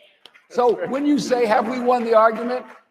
We got Bill Hagerty in the Senate, right? That's a big advantage. Let me talk about this issue of allies, because I think it's important. So we talk about the Quad, and those are the countries that are around China, all right? And there's a military security kind of alliance there. We dealt with them economically, but this notion, and the Japanese are dependable allies on this subject, quite dependable. The Australians for sure. India also, because they're right on the border. But you'll see a lot of people say we have to take our cues from Europe. Let me just caution everyone. Europe doesn't necessarily see it the way we see it. They don't want to follow the United States. They view this, at least a lot of people in Europe. One of the great comments was Henry Kissinger's comment when you say, have you talked to Europe? And he said, how do I call Europe, right? So Europe's a lot of different things, and we have to acknowledge that. But a very large majority, I think, of European elites and people see a tripartite world. They see the United States, China, and them. They don't see us with them against China. They just don't see it that way. And it's a fundamental flaw. So I suggest to people, as you watch what happens with this administration, look for what I call kind of the red flags. Getting rid of the tariffs on China, giving exclusions, taking care of corporations, making concessions to the WTO. These are things that we have to keep our eye on. We'll see where all this goes. But it is important to work with our allies. We tried to do it. I would say there are certain allies you can work with and certain you probably can't. Along the lines that Bob mentioned, though, watch this administration. Look what they've done. They've re-entered the WHO. They're going back into the Paris Climate Treaty. They've canceled the Keystone XL pipeline. China is laughing all the way to the bank, my friends, as this happens. What happens when the Keystone XL pipeline gets canceled and we stop leasing lands here? We become less energy independent. We become dependent on nations, again, that don't have our best interests at heart. And those great paying jobs, they go away. You can't just turn around and get a job at a solar manufacturing facility or a company that makes wind turbines. Why? Because those are all made in China. Well, that's okay. I think you fail to understand, Senator. John Kerry's going to fly all those Americans to China on his private jet and find them jobs in China. Isn't that part of the plan? But as this happens, as we allow Nord Stream 2 to come back online, Europe wants all of this, as Bob said. This is certainly putting us at a strategic disadvantage. And look who's trying to run the reentry into the flawed Iran nuclear deal. It's the Europeans that are trying to broker this. Why? They want to do business with Iran. And if we lift the sanctions, that allows them another economic bonanza. This is bad for America, even though it might be good for Europe. I think the divisions are becoming clearer and clearer, Bob. We need to listen to what. Let me ask you both this quick question on the, I kind of feel like get rid of the jargon. So we have this free trade, fair trade. We have all these words, and it's kind of like, what do they mean? What are we trying to get to? You're not saying you don't want trade. You're saying what I think, put it in some of my language, flyover country language, is, hey, we're not going to get to where we want to get with economic partners overseas through weakness, through saying we'll shed our jobs to try to encourage you to try to deal with us better. Isn't it kind of going back to this Reagan idea of it's peace through strength? You get foreign countries where you want them to be by showing them you are going to aggressively stand up for your own people. Is there anything to that that's right? No, I think that's right. Look, the best thing we can do for our allies is have the strongest, best military and economy in the world, right? So everything we do should be directed to that. That helps everybody if we do that. I mean, the one thing we have to remember, we are the ultimate force for good in the world. I mean, I fundamentally believe that, right? The United States is the fundamental point. So, but to go to your point, so there's this question. Let's look at NAFTA versus the USMCA. In the case of NAFTA, the objective was basically a corporate objective. And what you saw after a period, what you saw was the movement of our auto industry down to Mexico. And President Trump says, this has got to stop, right? We got to get those jobs back. There's no reason why those jobs should go down there other than the corporate bottom line. And we had basically set up a system where in order to make money, that's what you did. Then you fast forward to USMCA, it was exactly the opposite. The objective there was clearly, if you want to get the benefit of this agreement, you've got to bring the jobs back. So we put in place regional content requirements that were much higher in the opposite of the direction everyone went to. Requirements that a certain amount of everything had to be made in the United States. We just flat required it. And that's just a great example. I can give hundreds of them. I don't want to get overly technical, but if you start with the proposition that how do working people make more money and get better jobs, as opposed to how does a corporation do better? If you start with that, now, do we want trade? Of course we want trade, but we want trade on terms that help American working people and that help our farmers. So, Senator, it sounds like, okay, so ACU gets accused of being Republican. I think most of you are Republicans, but lots of you aren't. This is not a Republican outfit. This is a conservative, free market, low taxes, low regulation, constitution, pro-America organization. It's what I just heard from Bob Lighthizer is it's almost like Republicans are saying it's not about the CEO telling me what he needs in a trade contract. It's about us saying back to that CEO, how does this affect your thousands of workers who are here in America? That's who we are talking about, right? Exactly. That's the blue collar revolution. That's exactly right. That's the message that President Trump brought forward to America back in 2015 and 2016. That's what resonated. That's what we got behind. And if you think about it, what Bob just said boils down to something very simple. It's a history lesson if you get back to it. Think about it after World War I, World War II. These economies were devastated in Europe and Japan. It made sense to us. It made sense for America to have these advantageous trade deals for them. But we should have time limited those. What they've done is they've taken advantage of us at every turn. And under President Trump's leadership, we went not for free trade, we went for reciprocal trade. He worked his heart out to make certain that we got even trade terms. America can compete any day. American companies can compete. The American worker can compete any day of the week if we have reciprocal trade terms with our partners. That's what Bob Lighthizer and President Trump fought for. That's what they delivered. And that's why our economy took off like no other economy in the world after we came into office in 2017. Let me give sort of three data points on that. First of all, from the election, President Trump's election until February, right before the COVID hit, we had created 500,000 manufacturing jobs, all of which people said were gone forever. right. and maybe 6 million jobs overall. We had reduced the trade deficit in 5 of the previous 6 quarters, because it takes a little while. We'd reduced the trade deficit, and we had increased median family income by 6.8%, the highest in American history. Absolutely. Right? So this policy will work, and it will work for working people. I always say that the corporations are going to figure out a way to take care of themselves anyway. We don't have to focus on that. That's what they'll do. And on this history thing, let me just remind people that, because we all talk about Reagan, I was in the Reagan administration, and Ronald Reagan had very much of an America First policy. Now, they would talk about, well, we want free trade, and that's fine. But if you look at what he did, he put limits on imports of steel in the United States, automobiles in the United States, semiconductors in the United States, motorcycles in the United States. So you had, like, some of these pure free trade organizations, I won't mention them, were saying that he was the most protectionist president since Hoover. That's a direct quote, after he got out of office. So this policy is very much the heart of how conservatives have fought.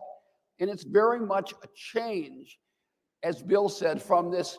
It made sense to give away our prosperity to help the rest of the world right after the Second World War. That made sense. It does not make sense in the 80s, 90s, 2010, and now. It just makes no sense at all. We have to be taking care of our own people. And the point you make, exactly.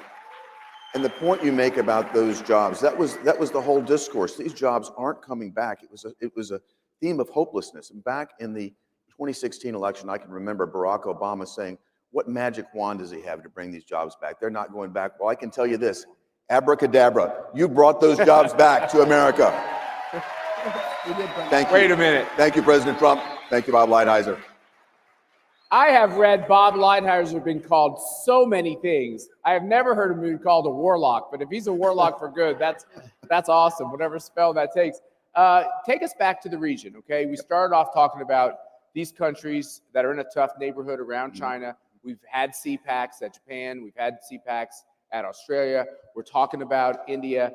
What is their response to the Bob Lighthizer, Donald Trump approach to trade? Do they fear it? Did they embrace it? Did they realize it was a whole new reality? Give us a 1 minute on how they. I think that they recognize while it may be tough, they may lose some of the advantageous terms that they had that date back to World War II. They realize that a strong America and a strong alliance with America is going to be absolutely critical to stand up to China. And let me remind you, China is our adversary at every level. They built their military now to a point that I don't think anybody could have imagined 20 years ago. Their military budget has increased 8-fold. You know, we have more military stationed in Japan than any place else in the world. It's because of that tough neighborhood that we're in. We have got to be there standing up to China every day from a military standpoint, because they're encroaching the South China Sea, the East China Sea. They're threatening freedom. They're threatening the busiest sea lanes in the world. Australia gets this. Their economic predatory practices are awful. They've used subsidies to cheat against us. You can't go to China and open to access their market the same way they can ours. They've got their people in Confucius Institutes here in America. They're doing everything they can to take our intellectual property, and they have. We've got to stand up to this. And I think that bringing our allies in, like India, like Australia, like Japan, is the best possible way to contain China and push back in a way that they understand. And China only understands strength. And that's why, as Bob Lighthizer said, we've got to retain our strength as America, both militarily and economically. So Donald Trump, I'm stepping on his applause lines. They're very good. It's great stuff. Seriously, this is a great conversation. Donald Trump has decided to come to CPAC. I don't know if that's popular in this room or not, but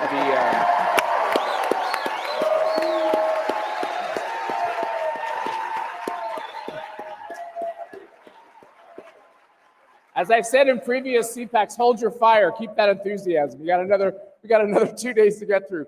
But Senator Haggerty, you think he needs to keep a voice in politics, no matter what he decides to do in the future. If he stays involved, talking about the things that Bob Lighthizer has been talking about, that'll help us win on these issues, right? That absolutely will. President Trump is the one that will bring unity to our party. He is the one that's going to bring us together because his policies work. And thank you. I have such great admiration for Bob Lighthizer. I'm not a good complimenter, so I can't even look at him.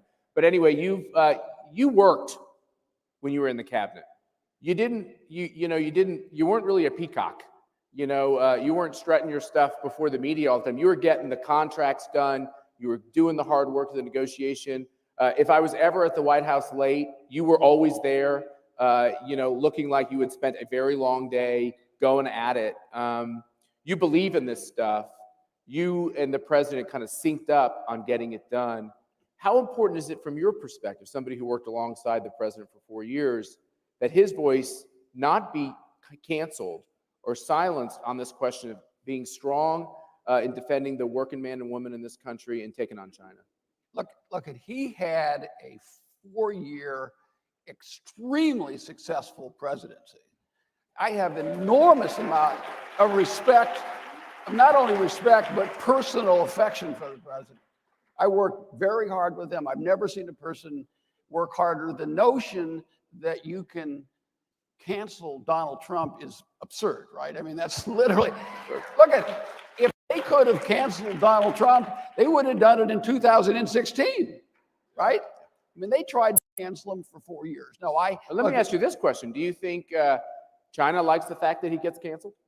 Oh, I mean, look at, no one took on China, which I would say to the president, and I said publicly before, that in the final analysis, you're going to be judged by how you change the relationship with China.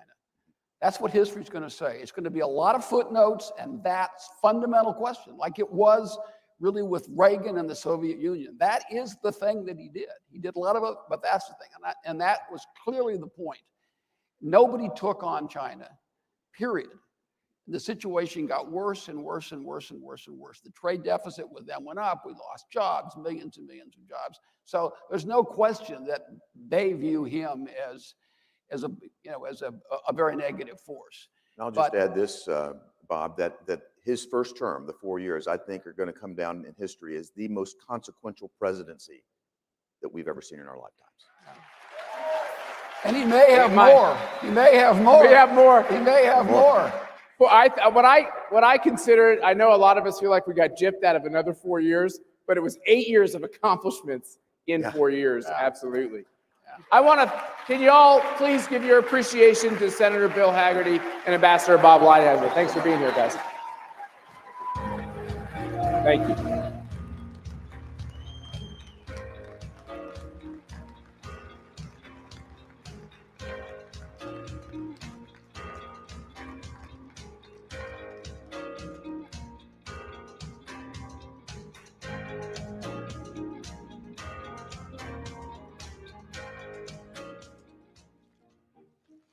What are you doing? Need a box and a shipping label? No, I missed the sign-up period for my health care. So now I need to make it to next year without getting hurt. Did you look into Liberty Health Share? Sign up any time of year. No, I didn't. Didn't think so.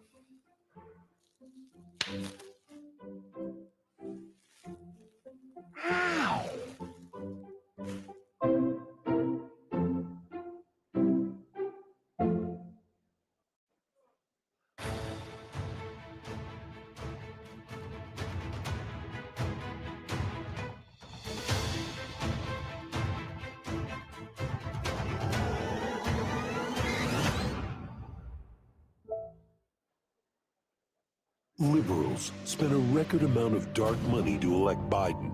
Now they are cashing in.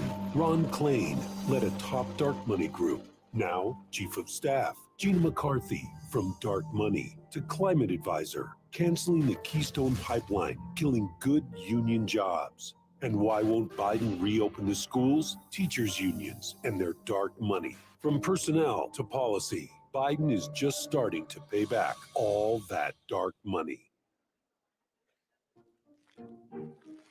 What are you doing? Need a box and a shipping label? No, I missed the sign-up period for my health care. So now I need to make it to next year without getting hurt. Did you look into Liberty Health Share? Sign up any time of year. No, I didn't. Didn't think so.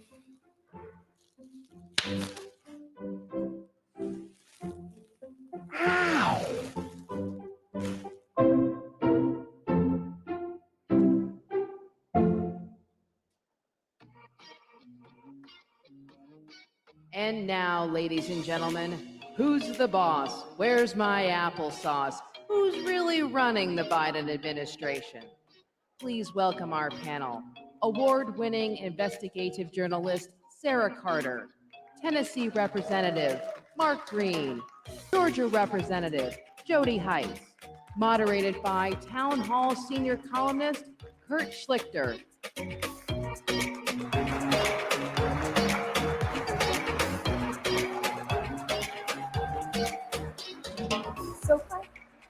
So everybody, good morning. Welcome to Who's the Boss? Where's my applesauce? Who's really in charge at the White House? And we've got a great lineup here. I'm going to introduce them in a second. But first, I've got a question for you. Who here believes that desiccated old weirdo's really in command in the White House? Let's see a show of hands. So you guys don't think he's in charge? Well, we're going to find out who is, and we got the people to do it. Sarah Carter, investigative journalist. You know her from Fox News and sarahcarter.com. Congressman Mark Green from Tennessee. Not just a congressman, a doctor and a combat veteran, and a graduate of West Point. And of course, West Point is one of our top 5 service academies. So that's little officer candidate school humor there. And Representative Jody Heights from Georgia.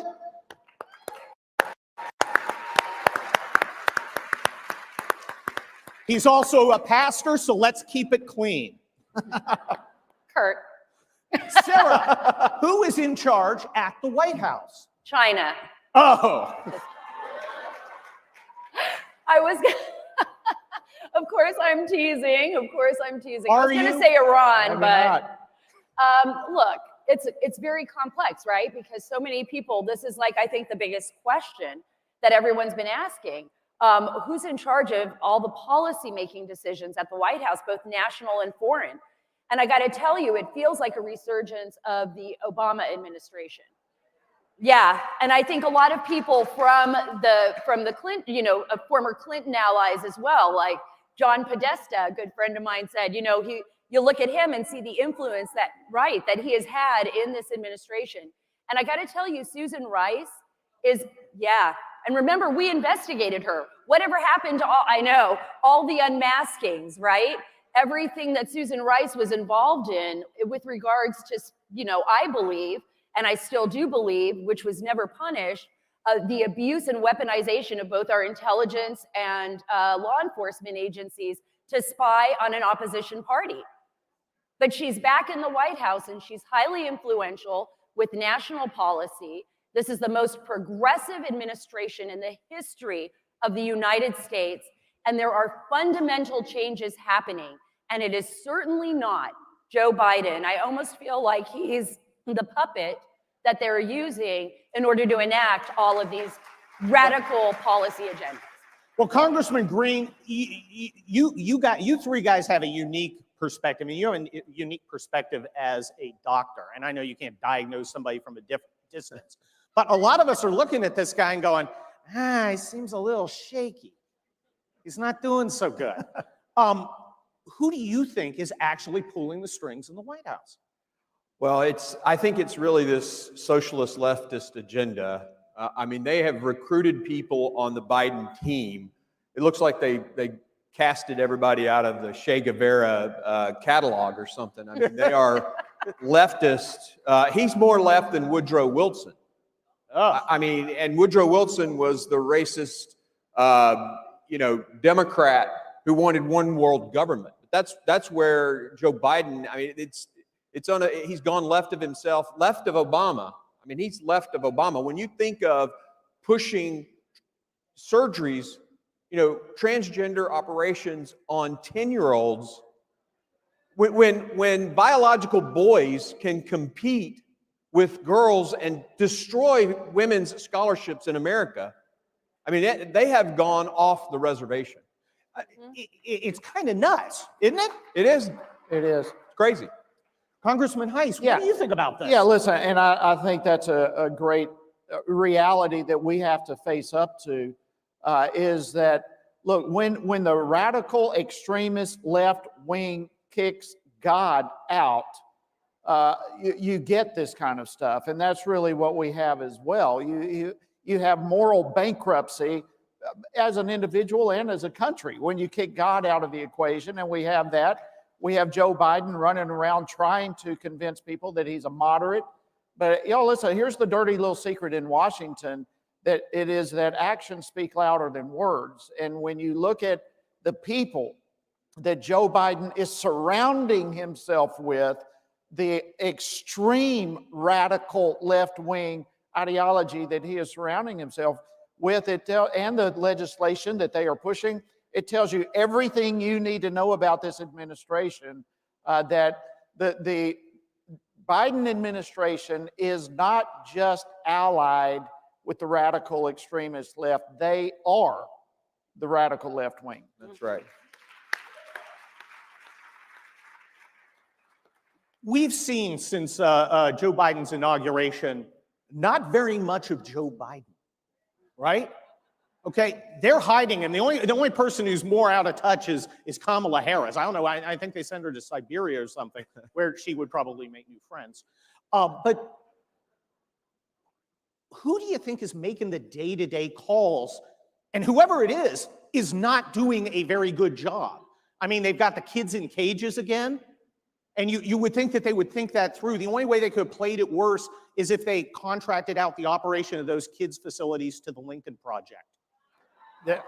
Kurt, if I could, ahoy! Kurt, if I could just real quickly in just a couple seconds say the decision making begins with the Chief of Staff, Ron Klain. I mean, and every day he is having conversations with people like Bernie Sanders and Elizabeth Warren, members of the squad, and he has publicly stated that his intent is to permanently install these people in the policy-making process. So it starts with the Chief of Staff, I believe, and then it filters out from there. So, Congressman Heiss, let me follow up on that. Are they actually soliciting input from AOC, or are they trying to play her off, playing the left against the, well, not as far left? No, they have opened wide. Their philosophy is, we are a diverse party. We want everybody having input. But what's shocking to me is that particularly with the radical left, they are not just getting input, they are permanently bringing these people in as the policy makers of this administration, and thus we are getting what we're already seeing in the first couple of months. Yeah, the moderates feel like, and the Democrat moderates feel like they're pushed aside, though. I mean, this really is a leap to the left, well, to leftist, not left. I mean, they are rabidly socialist, rabidly centralized power in Washington. Take it away from the states. The First Amendment's gone, religious freedom gone.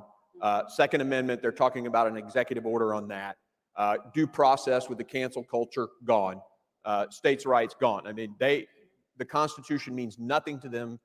Even the moderate Democrats in the Congress are saying, that's right, we're not in the game anymore. Can I just add something to that? Because I think, and before I forget, this has been a process that has been in the making now for decades.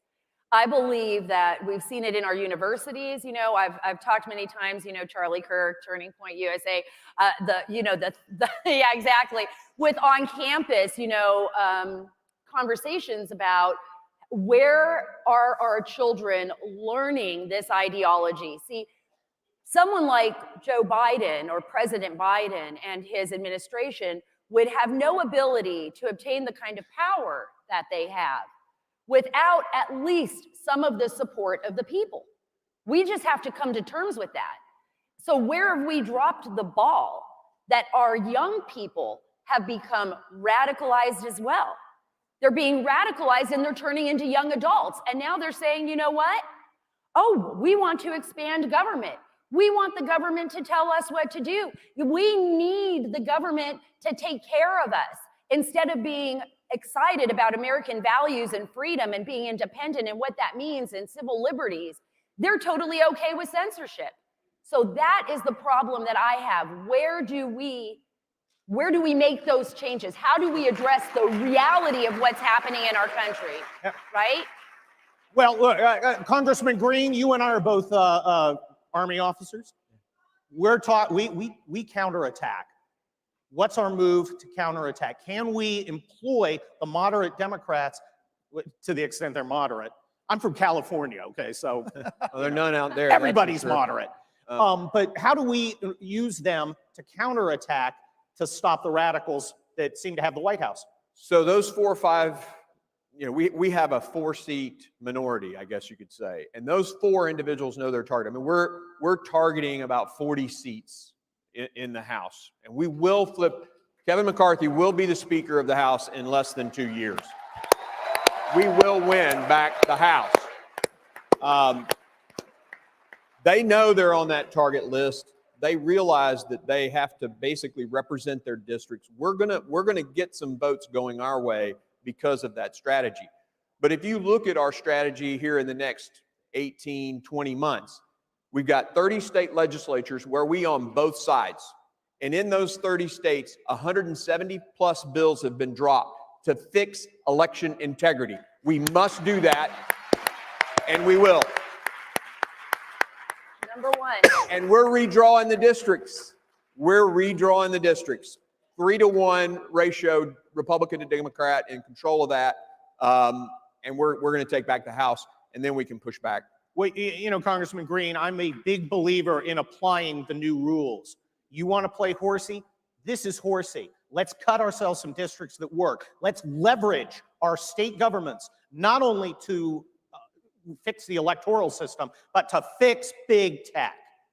Yeah, there's some giants out there that need to be killed, right? And we need some Davids. We need every one of you to be Davids. Grab the sling and let's go take the giants down. Planned Parenthood, Facebook, Twitter, all of these guys, the DNC, get your sling and let's kill some giants.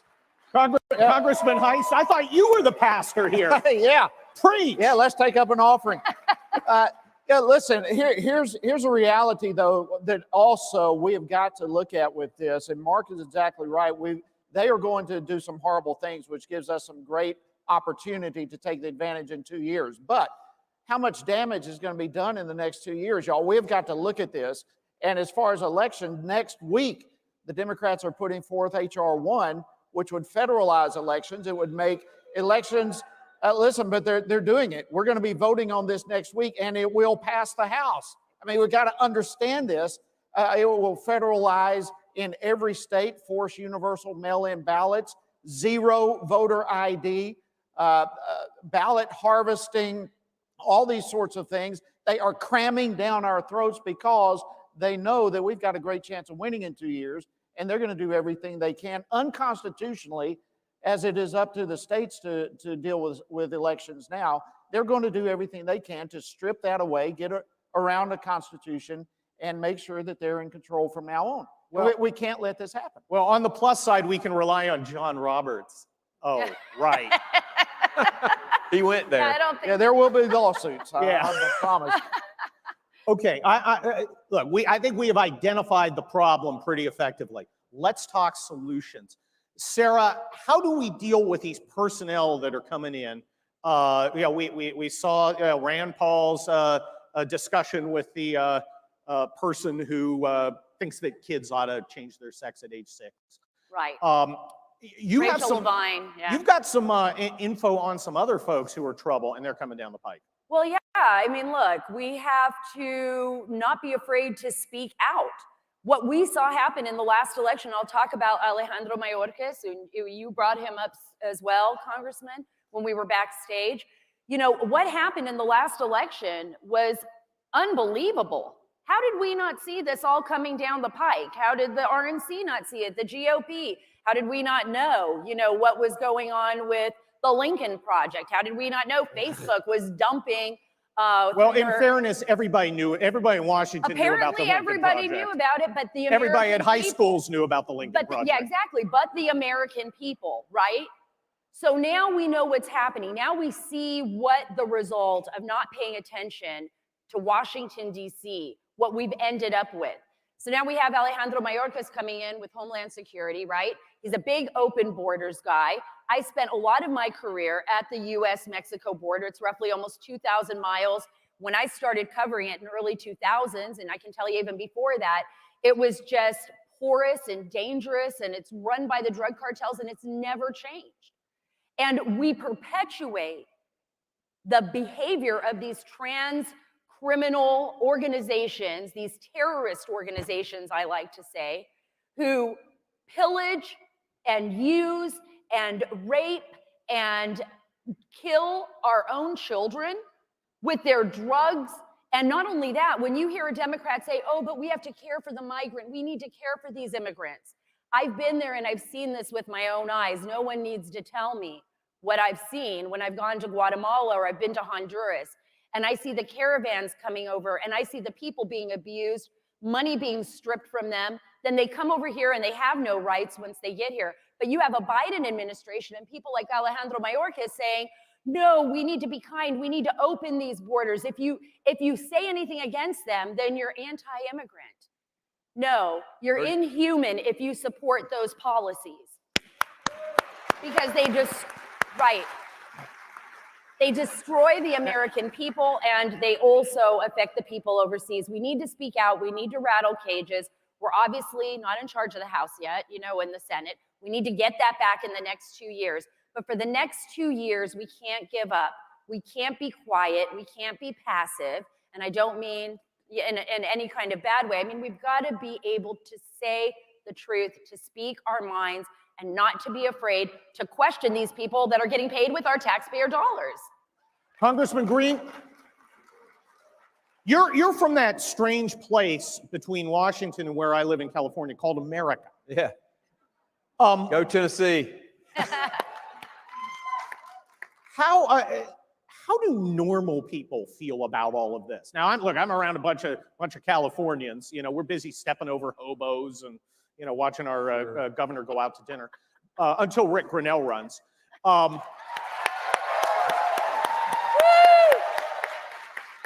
Don't they have an app in San Francisco to report where human feces is on the side of the street? Yeah, there's a feces report. And we're going to bail them out with billions, hundreds of billions of dollars. We're going to bail out these failing cities. Isn't it crazy? Well, that's great. I mean, you're a military guy too. It's like going through a minefield, except it's used hobo dinner. So sad. But in normal America, people are tired of this stuff, I think. And I think they're looking back here saying, you know, Washington is failing. Where's my $2,000? You know, why am I out of a job? All I wanted to do was support my family, and now I'm the bad guy? How are we going to leverage that justifiable anger and justifiable dissatisfaction to first taking back the House, taking back the Senate, and putting in a president from the Republican Party in 2024? Well, step one is we have to recreate confidence in the election system. And that's those 30 states that I talked about fixing election integrity. So that is step one. And then we got to make sure that folks go out and vote. I mean, we have to do that. I will tell you that in Tennessee, everybody is informed. They're watching what's going on. Of course, they're communicating with us and letting us know their frustration. So that's all great. A lot of the ideas that we get on how to take this stuff on comes from our constituents. I know, I'm sure Jody feels the same way. So it's listening, it's being willing to fight, and then we got to fix election. And I mean, we have to make sure they're trustworthy. Okay, Congressman Heiss, you're from Georgia, and I want to thank Georgia because I was from California, and it was like, oh, the heat's off of us for a while. But they say Georgia's turning purple. How do we turn that around? Because Georgia, that is solid America. This should be a bright red state. How do we get it back? Well, yeah, listen, Georgia is growing a lot. It's the #1 state in the country for business. So we have businesses from all over that are, and so that is part of the factor. But I guarantee you, Georgia is not blue. And what happened this past election was solely because of a horrible Secretary of State and horrible decisions that he made. And the Georgia General Assembly, even now, is in process of fixing a lot of that. And so I think we're going to see some tremendous change in that regard, as Mark was talking about.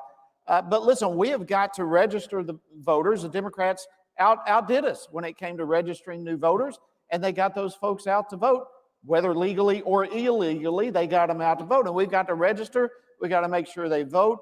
And I can say in Congress, as a leading member of the Oversight Committee, one of the things that we're going to be able to do is the Democrats actually installed, while they were in the minority, what's called a rule of 7, which if 7 of the minority come together requesting information, it carries virtual subpoena power. So when you're looking at these radicals who are in this current administration doing horrible things for our country, we are going to, in oversight, be able to exercise one of their own weapons that they used against us to go after the same radical folks who right now are destroying our country. Well, I think exposure is a huge, huge tool. And fortunately, we have a conservative media, including townhall.com, folks, and sarahcarter.com, that can help do these things. I think that's so very important. Sarah, how do you guys in the conservative media, I mean, you're a journalist, but you get put in the conservative space because you're not a communist. So sort of by default, how do we bring this stuff out and then turn it into action items? Well, we can't be a real republic and a true, in a sense, the practice our democracy the way it's intended without the American people being informed. And I was always so proud of my work as a journalist when I started long ago, and I always believed in that, and I still to this day do. But we've seen a transformation in journalism. I'm more of a columnist now, which is what I do. I write columns for foxnews.com or sarahcarter.com, and you guys can read them. They're out there. But I still do work along the border. I'm planning on going to Mexico this week. But as far as the media in general, what we've seen is a change that is so shocking to the American system. It's so un-American. Look, everybody is going to have their own perceptions. You never go into a story without having, nobody can say they're completely objective. They're lying to you. But the thing that you have is checks and balances. If you're at the New York Times, you should have editors that are conservative, more leaning, editors that maybe lean a little bit more to the left, editors that are more civil libertarians, and they can look at your story and say, you know what? There's just not enough voice of the conservative in this story. It is never going to happen. Yeah, why don't you give Congressman Jody Heiss a call? Why don't you give Congressman Green a call? But they don't have that anymore. Now the media literally, and I can tell you this, believes and feels, a lot of these journalists, that they need to take care of you, that they need to protect you from ideas, that those ideas are so dangerous that if you even look at them, you will be transformed into some radical Trumper. Well, they really think. Well, you know, Sarah, they've got a point. Because when you embrace freedom, when you embrace the vision of the founders, you are transformed. You are transformed from a serf into a citizen. Right, you're transformed into a citizen that can make their own decisions. And now with censorship and what we've seen with the big tech giants, what we've seen happen in our news media and this battle that is waging in our country is dangerous. It's dangerous to our society. It's dangerous to our future. It's dangerous to the future of our children. And we really have to hold people accountable. We really have to remain watchful, and we can't give up. Yeah. You got about 30 seconds there, Congressman Green. What do you think? Who is the boss, and what can we do about it? The radical leftists that he's hiring and surrounding himself with, there's an old passage in the Bible, who you hang out with will determine what you believe. And that's what's happening to Joe Biden. He's got Beceros, he's got Gina McCarthy, he's got Mayorkas, all these people he's putting around him. They're the ones driving the train. Okay, it's up to you guys to derail it. Congressman Heiss, you got about 30 seconds. What do you think? Who's in charge? What are we going to do about it? Yeah, the left wing, there's no question, zero question. The left wing is in charge. China has influences, whether they want to admit it or not. Big tech, Obama himself. I mean, there are multiple influencers in this. But let me just end with a word of encouragement. At the end of the day, we the people are in charge of this country, and we the people are the one who have to rise up and get rid of this current group in this next election, and we need to take our country back, and I believe we're going to do so. Thank you, Congressman Heiss. That was great. Thank you all for being here Thank and being you in the game. so much. Thank you. I care. Well, we know who isn't the boss, and that's Joe Biden. We know who is. It's the damn leftist, and we know who's going to take this country back. It's you folks. That's right. Let's do it. That's right.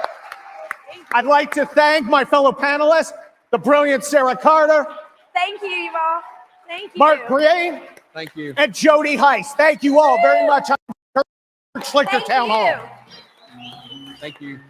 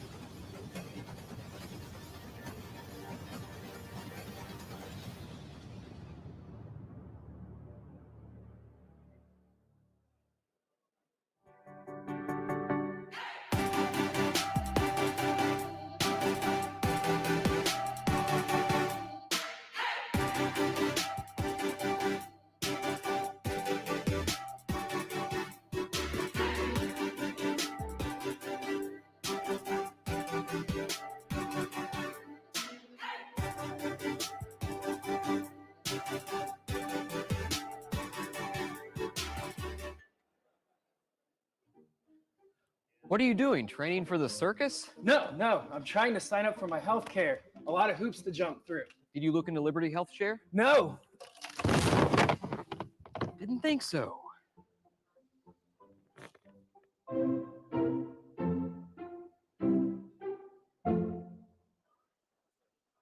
Your ideas, innovations, and inventions are precious. Don't let patent pirates steal your treasure. Support American innovation by passing the Stronger Patents Act. You will be helping American inventors and our economy. Learn more at SaveTheInventor.com.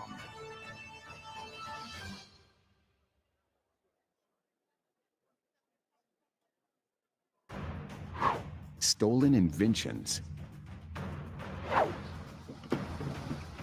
tell no tales. Stop big tech and their patent pirating ways. Support American innovation by passing the Stronger Patents Act. You will be helping American inventors and our economy. Learn more at SaveTheInventor.com.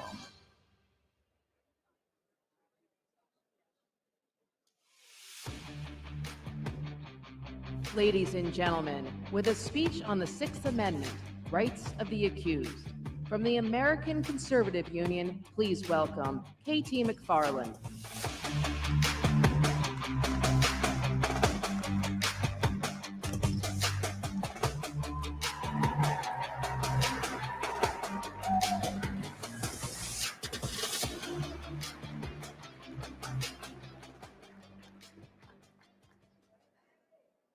I want to tell you a story of my life, and it's not one that gives me any joy to tell, but I think it's important to tell. I want to talk about my story in the Trump administration, and it doesn't give me any pleasure or joy because it's very painful, but I think it's important to tell. I was Donald Trump's first deputy national security advisor. I supported President Trump because I knew he was right. He was right on China, he was right on Iran, he was right on the Middle East, he was right on the Iraq War, he was right on the economy. And so I supported him and I joined his administration proudly. But after 5 months, I was relieved of my job because my boss, General Flynn, was fired. And I went back to my home in Long Island and I got a cell phone call. And I couldn't quite hear it because the reception on Long Island isn't very good. And all I heard was FBI. And I said, well, I can't really hear you. And they said, well, that's all right. We're at your door. Knock, knock, knock. We're from the Mueller investigation, and we want to ask you a few questions. And I said, wait, do I need a lawyer? I mean, I wasn't on the campaign. I don't even deal with the Russians. No, we can't tell you not to get a lawyer. But really, we just want to ask you a couple of questions. You're fine. And so I said, look, I don't have my files, I don't have my records, I don't have my daily telephone log. Don't worry about it. We just want you to remember as best you can. So I prefaced every question by saying, I'm not sure I'm right about this, or I might get a couple of the dates wrong. Don't worry about it. Well, after about 8 hours of this, we ended up, I said goodbye. Am I ever going to hear from you again? And they said, no, probably not. We might come back to you and ask a few follow-up questions. Sure enough, a month later, they were back. Follow-up questions. Well, this time they had some text messages and emails. When I would ask, well, can I see the paragraph before that in the email? Well, no, that's not how this works. How about giving me a copy of what you've got? I don't have any access. I was a Girl Scout. I turned in all my files when I left government. That's not how this works. Well, after about, I'd say 30 hours of this and several meetings later, I finally did get a lawyer, the best lawyer in the country. And what happened was I came to realize they were after me for something I didn't do. And they knew I hadn't committed any crimes. But what they tried to do is trick me, like they had the answer code. What about this phone call? What did you say on this phone call? And if I got it wrong, if I said, well, that was one I had Thursday morning instead of Wednesday night, oh, you're lying, that's perjury. This is what I call a perjury trap. And then they expect you to plead guilty to perjury. After I said I wouldn't plead guilty to perjury, well, then they tried to get me to implicate somebody else, President Trump. They wanted me to not only plead guilty to crimes I didn't commit, but accuse President Trump of crimes he did not commit. Now, they were never foolish enough to put this in writing or say this, but that was the implication. At one point, after subpoena after subpoena, after hour of what seemed like the Star Chamber, I say to myself, crying alone in the bathroom, saying, hey, this can't be happening in America. They don't even accuse me of a crime. I don't know what I'm supposed to be committing. I mean, what is this all about? Don't I have an amendment right here? And I turned to my husband and I said, honey, this is going to go on forever. They're going to bankrupt us. I have to pay my legal fees. And my husband, my wonderful husband of 36 years, was sitting right there, Alan McFarland. He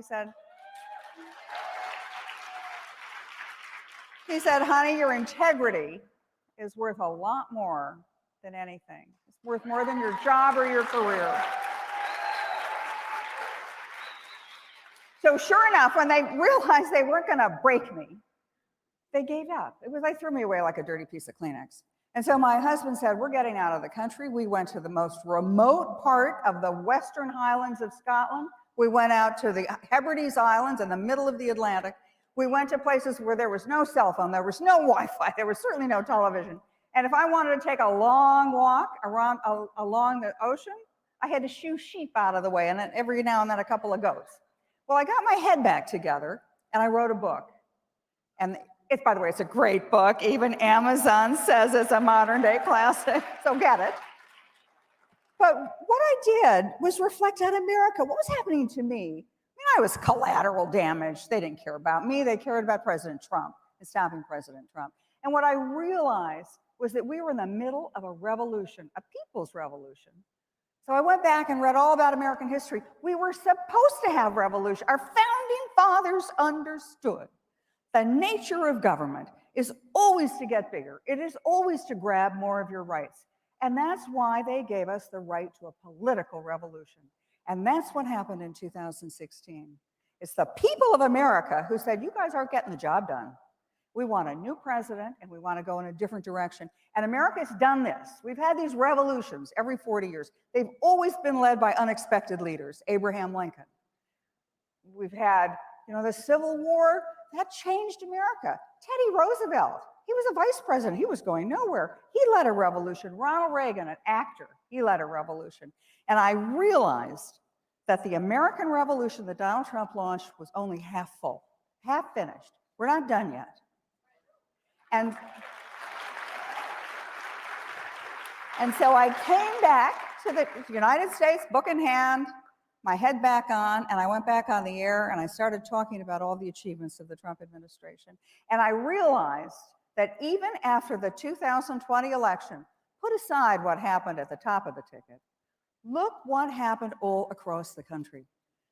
Republicans, conservatives won. They won on those principles of low taxes, of deregulation, of energy independence, of no foreign wars we can't win, of standing up to China.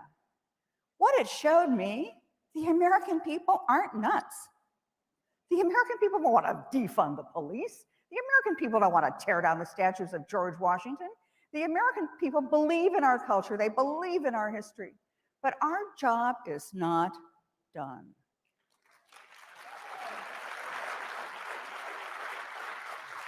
I look at the Biden administration, and I'm old enough to remember. Jimmy Carter, anybody remember Jimmy Carter? Okay, well, Joe Biden, he's Jimmy Carter 2.0. He is going to raise taxes. He's going to regulate everything. Energy prices are going to go through the roof. How do you like $6 gallon of gas? Oh, that's going to look like a bargain by the time he's done. He's going to not stand up to China, and we're going to be just where we were at the end of the Carter administration, where he couldn't even rescue Americans who were held hostage in Iran. Anyway, I think that Donald Trump is not finished with this revolution.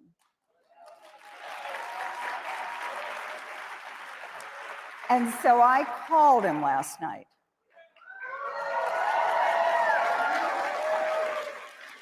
And I wasn't sure I was actually talking to him. And I said, Mr. President, is that you? Because he picked up right away. And he said, yeah, KT, it's me. I'm here for you. This is Donald Trump. I'm here for you. And I said, Mr. President, Mr. President, I'm at CPAC. And there are a lot of people who are discouraged because they think that it's over. Where's the Trump revolution? And you know what President Trump said? He said, I'm going to talk about the future.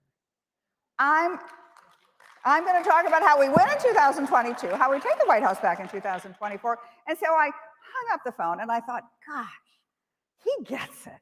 The revolution is not done. We are the deplorable people in the middle, the smarty pants guys in Washington who aren't all that smart, who are going to now be shown exactly what they should have been shown in 2020, that they can't keep us down.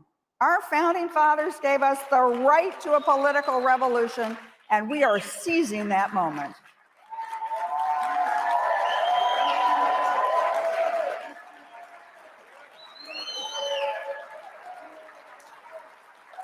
I just want to, thank you.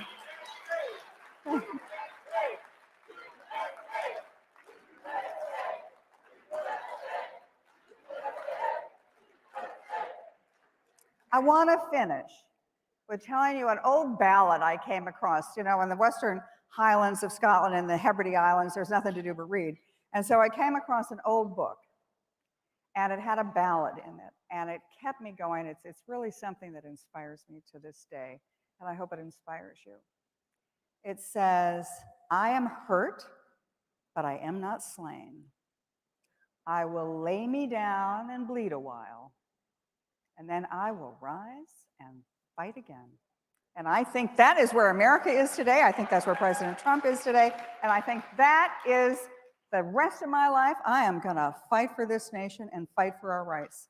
Thank you very much for the honor.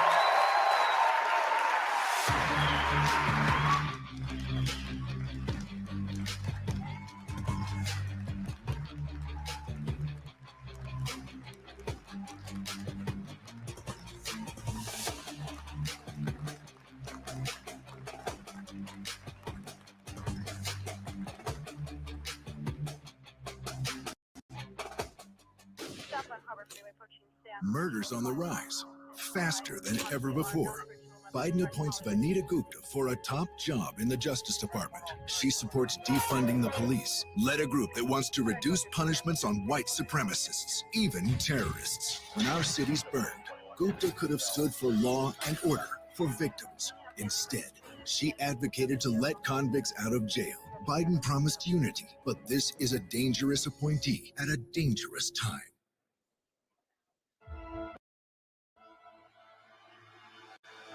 This corridor is more than an energy project. It's an attack the weak against the strong. We as conservatives have ultimate faith in people. This is Bethlehem, the birthplace of Jesus. Give it to God. He is doing this for a reason. This is about veterans as they see themselves. This is one sick person. There is a way to find justice. At Home with me, Paula Dean. I show you how to be happy in a hurry. Absolutely beautiful. We have a history. We should learn from the history. I think the best way you can thank me for being a veteran is be a good American. Mr. Gorbachev, tear down this wall.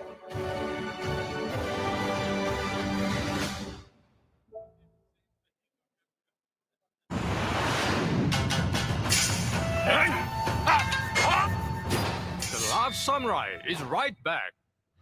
Hello, America. Hello, American conservatives. My name is Genki Fuji. I'm a Japanese journalist and an author of more than 70 books on international relations. I run online World Forecast News Service. I respect President Trump and American conservatives. President Trump fought against Chinese communists in order to protect the entire free world. President Trump is a real American samurai. I want to make US-Japan alliance stronger. I want to build solid friendship with real American patriots or American samurai. Let's fight together for freedom. Let's slash the cancel culture. Let's start US-Japan samurai to samurai alliance. What are you doing? Need a box and a shipping label? No, I missed the sign-up period for my health care. So now I need to make it to next year without getting hurt. Did you look into Liberty Health Share? Sign up any time of year. No, I didn't. Didn't think so.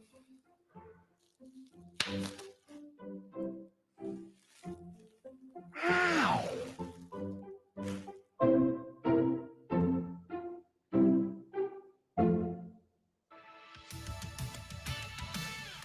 And now, ladies and gentlemen, California socialism, promising heaven, delivering hell.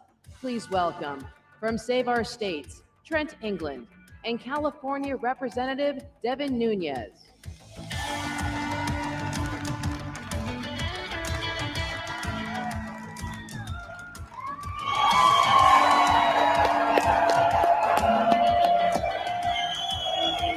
Thank you.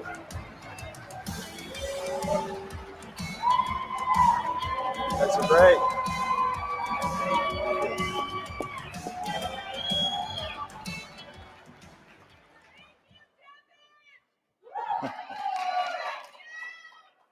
Absolutely. Isn't it good to be at CPAC? It's great to be back at CPAC. Thank you. Thanks for the warm welcome. So we're going to talk about California. Everybody here knows California is not like Las Vegas. What happens in California doesn't stay in California. And we're seeing a lot of that with the Biden administration. You've been there, you've been representing California for some time. What do people need to know about what's happened in California? I mean, a state that used to be the emblem of middle-class success in America, where the middle class has now been hollowed out by these progressive policies. What is it that people need to know? Well, it's really how I got into politics was because of these radicals that started in the San Francisco Bay Area. And I always tell the story that I'm in the big San Joaquin Valley, the agricultural mecca of the world. And all right, we got somebody from the San Joaquin Valley back there. And what I always joke is in the 60s and 70s, they would drive through our area, smoking pot probably, and they'd smell some cows and they'd see some dust and they'd say, oh, we got to get rid of all this. And then they'd go up into the mountain, smoke some more dope, and then they would go back. And then they became radicalized and they figured out that they could take over the government of San Francisco, they would take over the university. So a lot of this stuff that you see started in the 60s and 70s in the Bay Area. And they went on to Hollywood, they went on to the institutions. And we were essentially the guinea pigs because they used the green movement, right? Which is really what I call the watermelon movement. It's green on the outside and red on the inside. And they targeted farmers, right? And it was always to save a little fish and, who wants to kill the little animals? And they turned it into that agriculture is somehow bad. And, slowly they've been taking farmland out of production. And that's what got me into politics, because I said, what in the hell's going on here? I mean, good farmland is being idled. And a lot of people would say, no, don't they understand? And we initially had people within the state said, well, let's just give up a little bit. And then let's just give up a little bit more. And a bit is now, soon going to be about 1 million acres of farm ground, most fertile farm ground in the world. It's going to be idled. So that's what got me into politics, was this radicalization. And then, of course, I've been warning people to the rest of the country. And they have a plan to do that, right? I mean, they passed a giant slush fund bill through the House last night, in part to bribe other states to follow California's lead. Is that right? Yeah. So what people have to understand, this bill that they passed, that this $2 trillion bill, this is about, it's a slush fund. And these guys are very predictable. They ran this play call before. People may forget. But when Obama was first elected back in 2009, what did they say? We have to have a stimulus bill or the whole economy is going to collapse. And so they passed roughly an $800 billion bill.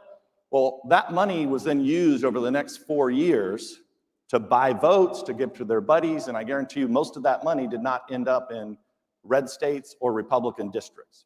It went to things like, this is another California, high-speed rail. Which now is working great, right? In California? Yeah, so I get a little bit offended because they call it the train to nowhere, but nowhere is actually where I live, so I don't really like that. But it's a little over 100 miles long. They went through and they carved through and took people's land away from them. And it's essentially, if any of you have seen it, it's worth actually seeing, because you'll be driving down the Central Valley, the freeway, and you'll look up and you'll think that you're looking at, you think you're back looking at some Roman or Greek ruins, because you've got these huge pillars that are standing up, going across the freeway. And this thing's like not even half built, and we're tens of billions of dollars in, and we're going to do tens of billions of dollars more.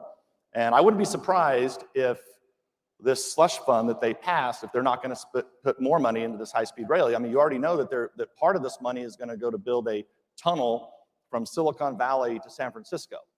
Now, look, these tech oligarchs are the last people that need anybody's money.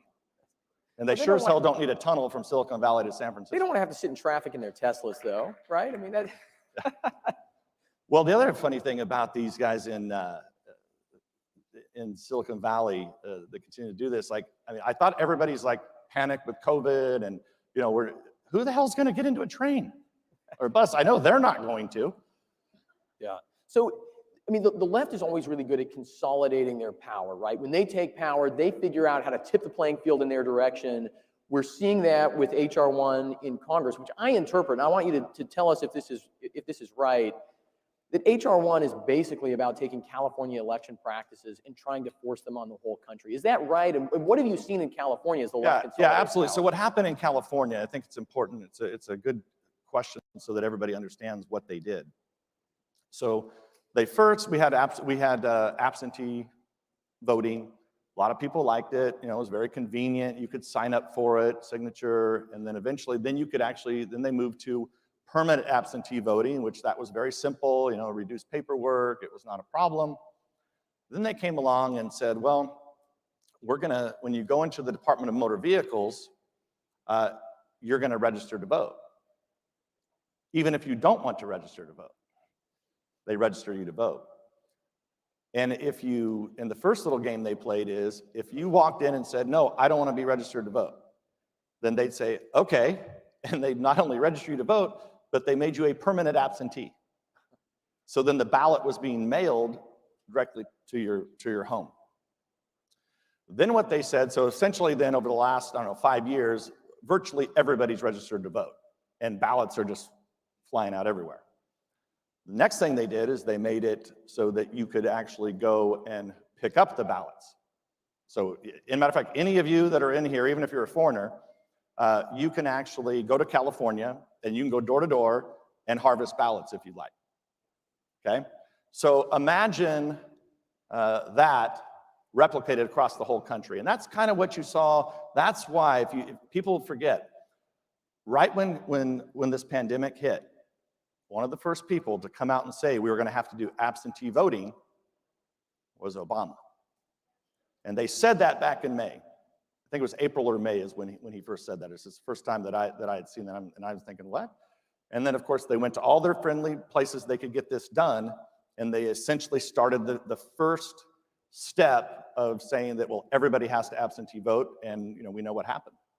Well, it's amazing because they talk about being progressive, but they're really rolling back progress, right? I mean, progress in elections used to mean allowing people to vote in private, where they couldn't be intimidated, and having a reliable process that was sort of transparent. I mean, how do we explain to the American people? You mentioned, voting by mail seems very simple. A lot of people, including a lot of Republican voters, especially older folks, they hear that and they say, well, it's easier, and we've got this pandemic going on. Yeah. How do we help people see how if they were dangerous actually doing it because they were trying to make it easier for people to vote, that would be one thing. And there are ways you could do it if you were truly trying to make absentee voting work and be safe and be secure, right? But they're not into it for that. So you might as well not even get into a dialogue about how to make that happen. So what, I mean, is there, this is a tough question, but what's the hope? I was going to say, is there hope for California? But there's always hope, right? I mean, this is a state that used to export John Ford movies and Ronald Reagan, and now it's exporting socialism to the rest of the country. But give us a glimmer of hope for the Golden State. Well, look, we have this recall effort that's going on. And so it's going to be fascinating to see how this is going to work, because essentially there's two questions. So one is, do you want to recall Newsom, yes or no? Yes, okay. The second question is, then anybody who wants to run can be on the ballot and run. So Republicans, Democrats, Independents, and it's essentially, so if the answer is yes to recall, then you have to vote who you would want to replace Newsom with. So Newsom can't be on that ballot. Yeah. So what we're going to have to do as conservatives, we're going to have to rally behind one candidate. There's a lot of good candidates that are talking about it right now. At the end of the day, when it comes time to push this, we're going to have to really rally behind one. Those candidates will have to work it out. They need to get out and campaign and rally behind one. What's the timeline for that? And the thing to watch for is when the left starts eating their own. So as soon as a prominent Democrat announces that they're going to run, that's when it will probably slide, and Newsom will have a good chance of actually being recalled. Because they take a big risk of not putting a prominent Democrat on that ballot and only leave it to Republicans. What's the timeline? How does this play out in California? Well, they're gonna delay it, but most of the experts believe that the recall election will be sometime in the fall, so October, November, December. Yeah. So back to Congress. Where does this big slush fund bill go? I mean, it's heading for the Senate. Obviously, there's a one vote. Yeah, and it is a slush fund. You guys understand that. They're doing this, it's a Trojan horse. They're using COVID. We just passed a COVID bill 45 days ago, that Donald Trump signed into law. They haven't even spent all that money yet. And so this is going to be their slush fund for the next 4 years, to buy votes, give money to their friends. I mean, remember Solyndra? Remember that? Everybody forgets this stuff. Cash for clunkers, all those good things. That's, they'll probably won't make those mistakes, but I mean, they are going to do this tunnel supposedly. And that is headed over to the Senate. I mean, that's headed to the Senate, and look, my guess is that eventually, I mean, look, you're talking about $2 trillion. They're going to be able to get the 50 votes. They're going to buy the votes off. Ladies and gentlemen, will you join me in thanking California Representative Devin Nunes? Thank you, guys.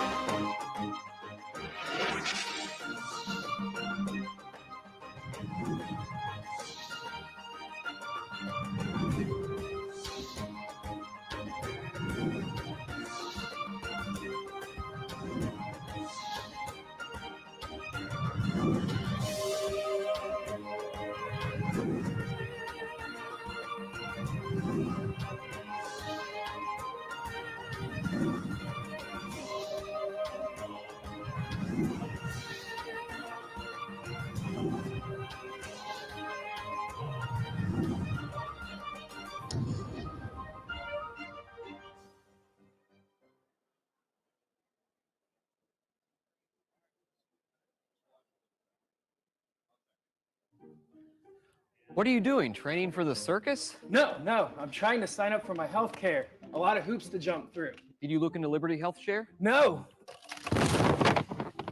Didn't think so.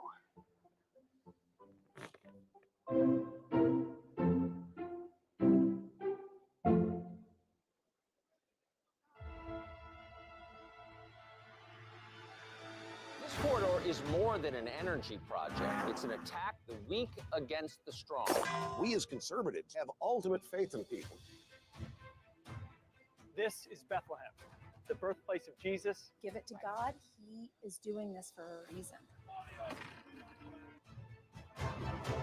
This is about veterans as they see themselves. This is one sick person. There is a way to find justice. At home with me, Paula Dean. I show you how to be happy in a hurry. Absolutely beautiful. We have a history. We should learn from the history. I think the best way you can thank me for being a veteran is be a good American. Mr. Gorbachev, tear down this wall.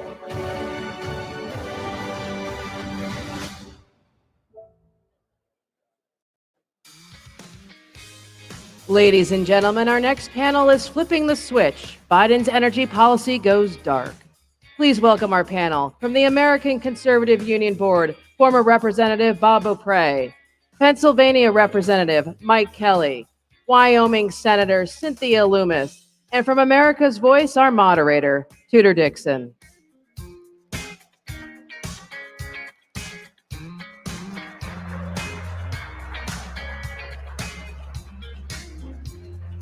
All right.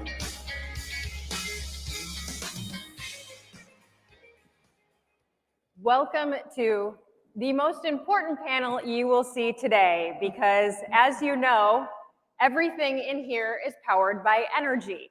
And energy is more important than you realize. Energy is probably something we all take for granted, but we just learned a couple weeks ago in Texas what a mistake it is to take advantage of our energy grid and how important it is to keep our energy grid safe.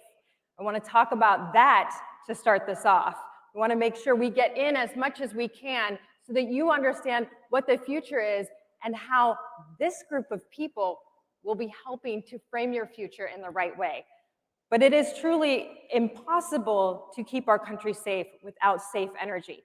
Senator Lummis, tell us about the importance of keeping this safe. Well, we saw this during Texas where the wind turbines iced up and people who had inadequate insulation in their homes had to deal with the problems of just keeping warm and having hot water. So it can be that essential. It can also go to the fact that so many of the things we're doing now, whether we're transitioning to electric cars or using more technology, it's all energy driven. So having affordable, redundant power is essential to keeping our economy strong and keeping our nation safe and secure. But now we're told that we have to have one form of energy or another. If you're listening to the Biden narrative, we have to get rid of emissions, and that means all coal and oil is wrong. But that's not how you feel, Congressman Kelly, is it? No, not at all. In fact, when you hear this mantra out there that we have to deal with all the above, and I said, let's not forget what's all below. We have great stores of energy right now. Our old standards now, we have more than we've ever realized before. Pennsylvania is called the Saudi Arabia of natural gas. And that's all because of Marcellus Shale. If you look at Marcellus Shale, you know, below that is Utica and below that is Rutherford, and that's what geologists tell us right now, but there's possibly more. And what has that made us? Not only energy independent, but the biggest exporter of energy in the world. And if you want to keep friends close to you, and you tell them you got to separate, you got to get away from some of these bad areas because they're going to take you down, and they'll say, that's fine, but we rely on them for our energy. What can you do about it? Said, we got the answer, and we'll get it to you right away. We build those strong global relationships. We have to have it if we're going to survive in this new world. But we're not only going to survive in this new world, we will be the leaders in this new energy world, and that's going to come from the party of innovation. Congressman Beaupre, tell us about this party and how we will reinvigorate energy and marry this green energy that we hear so much from the Democrats about. We can marry our energies together and be a world leader. See, that's the critical point. Mike and Cynthia just set the stage very well. It wasn't even a generation ago, and the thought of energy independence was like fantasy island. I mean, we could dream, but did anybody really think it was going to happen? And fracking technology, which wasn't some government program, that was created by good entrepreneurs and smart scientists. And now the move to clean energy has become so critical, and everybody's bought into that. Everybody wants a clean environment. We're all part of that clean environment.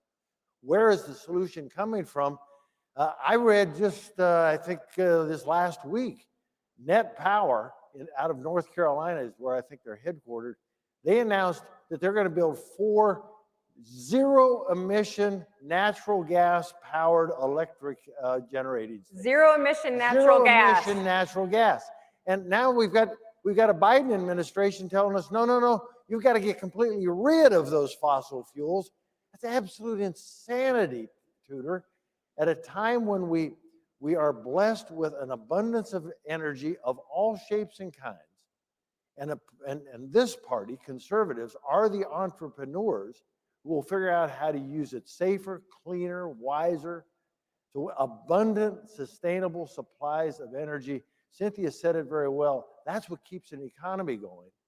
And if you pull the plug on some of that, you risk not only your energy supply, but the security of your very nation. Well, there's been a manipulation out of the Biden administration because they've come out and they've said, hey, we're not going to ban fracking, we're just going to ban new fracking. But new fracking is every 3 to 5 days, because once you have gone to one well, you move on.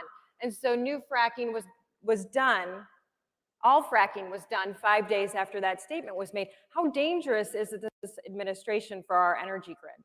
Oh, it's terribly dangerous because directional drilling is enhanced by hydraulic fracturing. The opportunity to have a diverse portfolio is really threatened by this administration. You look at the president's appointee for Secretary of the Interior, Deb Haaland.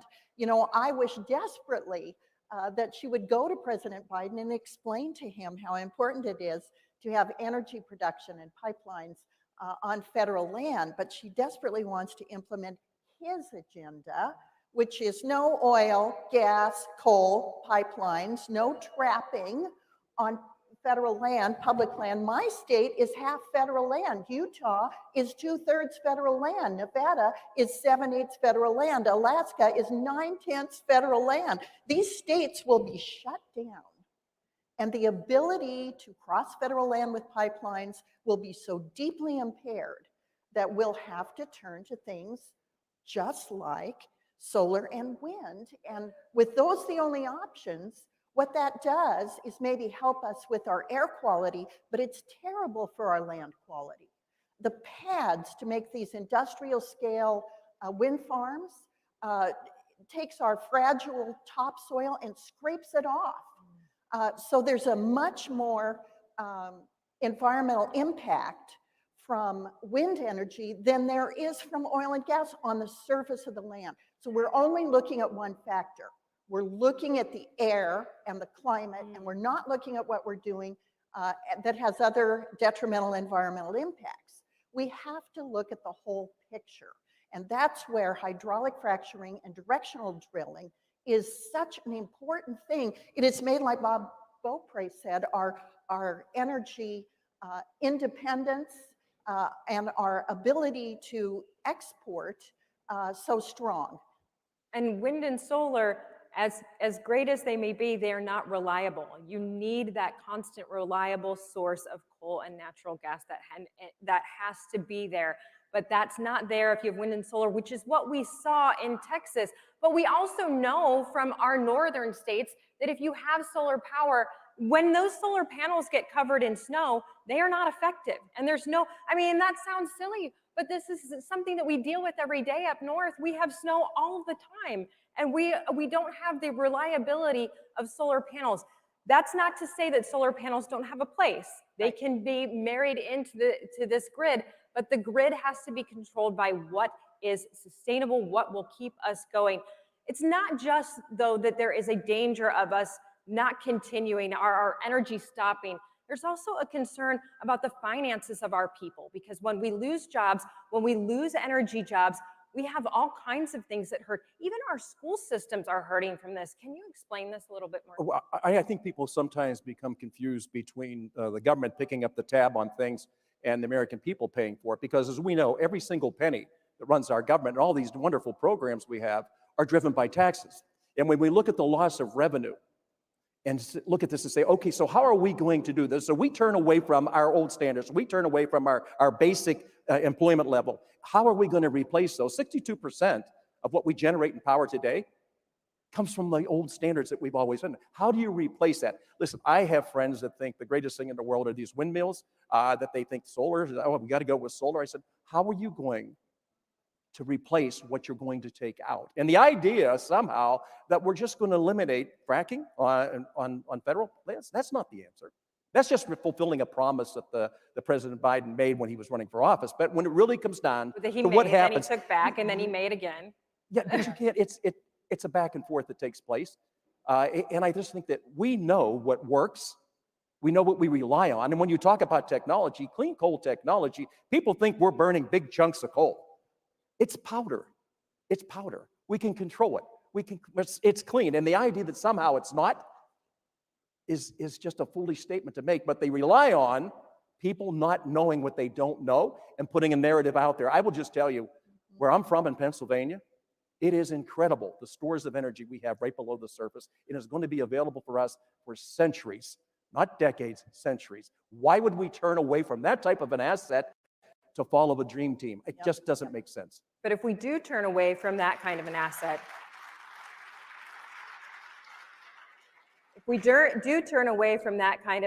because that looks like that's the direction this administration wants to go, we end up going overseas. And how dangerous is that? Because we have to have that reliable energy source, and we've already established that solar and wind are not those reliable energy sources.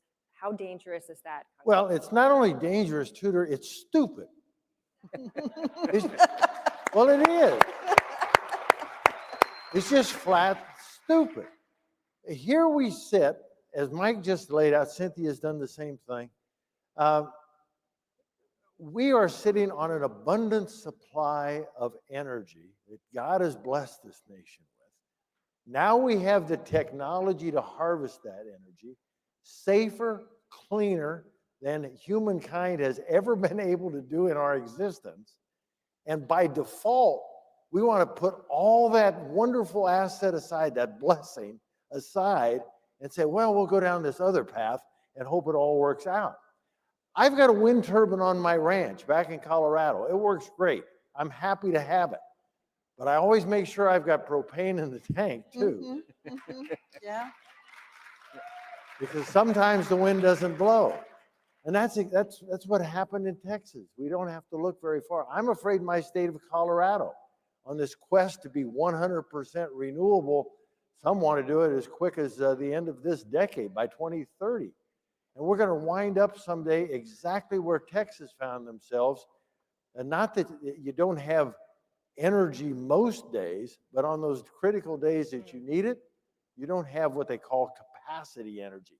You don't have storage. You don't have food in your pantry when it really gets dire and you need it.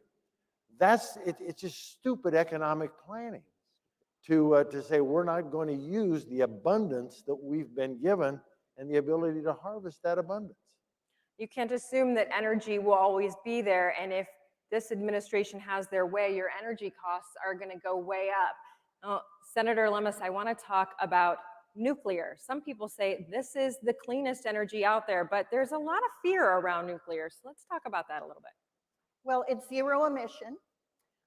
It can be done safely, especially when we do it with small distributive nuclear. So rather than have very large nuclear plants along rivers and oceans, the technology exists to have smaller nuclear that is away from large waterways and can fuel a city and power a city and do it on an individual distributive basis. And we have the uranium in the United States to do it. We have the ability to convert it and use it for fuel. And so this is an important component that is zero emissions that the Biden administration has not embraced. I hope they'll look at it again. I hope so too. I want to talk now about the increased costs of gas because we see gas going up. We're going to see gasoline prices going up, but we're going to see energy costs going up. Who does it hurt the most when energy costs go up? Because it's not the upper class, and generally it's not really the middle class, but we know that our lowest class people are people that have the least amount of money. They all have to pay their energy costs. And our administration that's in right now doesn't seem to be thinking about the financial impact on our people that are hurting the most in the midst of a pandemic. So tell us, what exactly will be the impact if we go this route? You know, the people that always get hurt are low-income people. And this idea that somehow this is going to be an advantage for them as we go forward is absolutely ridiculous. The district that I come from, the average annual is about $70,000, right? So we have a lot of people, that's the average. There's a lot of people working in the 40s, 50s. That's where they're trying to raise a family on, right? Put a roof over their head, prepare for the future. We are going to put a heavier burden on them because these people don't walk out their front door, go down the sidewalk a couple blocks, and go to their job. Some of them drive 30, 40 miles one way to go to their job.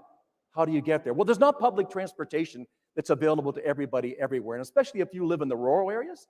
This is absolutely insane. So the people who bear the heaviest burden, who are going to have to absorb all these costs, are the ones who we're telling, don't worry, this is going to work out in the long run. Of course, the left's idea is always that you penalize people by adding taxes and regulations, and you reward a far left agenda that says this is the way we have to go into the future. My only question is, have you ever actually sat down with people who are going through these great tough times? Have you ever actually heard what they have to say? Have you ever actually walked that walk with them? Have you gone into their factories? Have you gone into their minds? Have you seen what they have to do to put bread on the table for their families and then turn around and tell them, in the long run, this is going to be good for you? And they're saying, yeah, but in the meantime, I'm trying to raise my children. I'm trying to get them ready for a future, and you're making it harder for me to get there. I always thought being able to get from point A to point B the most economical way is probably a great advantage for us in America because so many of us live far from our jobs, right? You want to live in the suburbs, you want to live in the country, and you're going to go to work wherever the work is. Why would we penalize the hardest working Americans with this foolish agenda and tell them that somehow this is going to work out in the future for them? They work. I will tell you, listen, some of you know I was an automobile dealer. I would sit down with people across the table, right? And we would be working on a car when you want to purchase a car and not purchase a car. They always talk about one thing: how much a month? How much down? How much a month? The man, the husband, would turn to his wife, and she would pull out one of these spiral tablets, and he'd say, "Honey, can we actually go another $7 or $8 a month on a payment?" Now, other people laugh at me and say, "Oh, come on, Kelly, $7 or $8 a month, that's nothing." I said, "Maybe to you, but not to these people." She would pull out that spiral tablet and she goes, "You know what?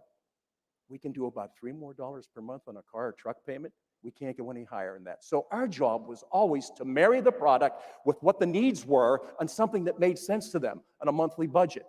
We were turning away from the people that need us the most are the people we're turning away from. I am so tired of addressing this dream team that has no idea what it's like to work 40 hours a week as a minimum, as a minimum. That's right. Our people are working harder than ever, and some of them aren't even allowed to go back to work. So I'm asking people, if you haven't been there, please don't tell them how they're supposed to live. They disconnected from us a long time ago. That's why you hear so many people saying that the Democrat Party left them. Listen, I'm Irish Catholic, right?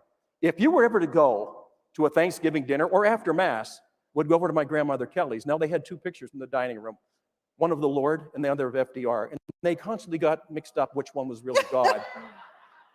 They were Irish Catholic, and they believed they were so blue collar, that was Navy blue collar. My dad was the first Kelly to ever wear a white shirt to work. He was a parts picker in a Chevrolet warehouse before the war, came back from the war, and got to actually go on the road for Chevrolet selling parts. And when you talk to the blue collar, we are the party of the blue collar worker. Right. We are the only hope they have. So, Republicans, we may be red on the inside and red in our policies, but we are so much for the average, everyday, hardworking man and woman that lives in America right now. Yep. Yep. Absolutely, but there are also ways, when you hear us talking about the costs of energy rising, don't believe that that means that if you go toward cleaner sources that our energy costs have to be higher, because there are innovators, as you've talked about, that know how to marry our energies together and still keep our costs low for the American people. Let's talk about that a little bit. Well, when you take choices out of an economy, whatever they might be, I mean, if they're cars, if they're cattle, like I dealt in for a lot of my life, Buffalo, which I do now. If you limit the choice of the buying public to one kind, one source, it's going to drive prices up because you eliminated competition out of the marketplace. Mm-hmm. That's the beauty of a free market economy, which Joe Biden and Kamala Harris seem to have a real problem with. And I think the biggest problem they have is they've never been there and done that. They have no understanding, no basis of understanding how an economy works. Look, I've put it this way before, and I think it's a fairly simple choice. Do you trust in people, the goodness, the genius, the creativity of people, or do you trust in government? And you know, those of us in this room, I think the answer is probably pretty obvious. We trust in the genius of especially American people and American entrepreneurship.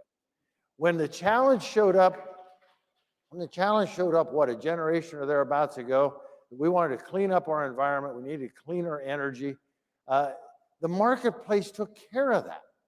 I just mentioned zero emissions, natural gas, fossil fuel power plant. Now, who would have thought that was possible? It's possible. Our clean coal technology today is absolutely remarkable. We can use nuclear safely and as clean as possible. Unleash the genius of the American people, the American entrepreneurs and scientists, and then let the American public, let the American public figure out what choice is best for them. Economies expand, jobs are created, opportunity is seized when you begin with clean, affordable, sustainable supplies of energy. And everything the Biden administration is doing right now is in absolute opposition to accomplishing that goal. Absolutely. I will tell you, before I came into this political world, I spent my life in a steel foundry, working hard right next to all the people that were melting steel, grinding steel, heat treating steel. And I saw the transformation in that industry, the transformation of making steel in a clean way, making sure that our factories are the cleanest factories in the world. And today, when I read the Green New Deal, I see mandates that go out that shut down factories that I worked in, that shut down factories that I sold to, that shut down the factories that make our farm equipment, that make our construction equipment, that make our roads safe to drive on, that make our food safe to eat. All of these things happen in American factories that are held to the highest environmental standards in the world. If the Green New Deal goes through, all of our factories go to China, and there are no regulations in China. There is nothing close to what we do here in the United States. And if our factories go to China, what is the point of the Green New Deal? Yeah. There is no point to the Green New Deal. The United States will lead the world in clean energy, in clean manufacturing, in a clean environment. The United States will be the leaders, and these people will be helping us get there. Thank you so much. Thank you, Tudor. Thank you. Yeah, and let's remember, the greatest energy in America is right here, right now.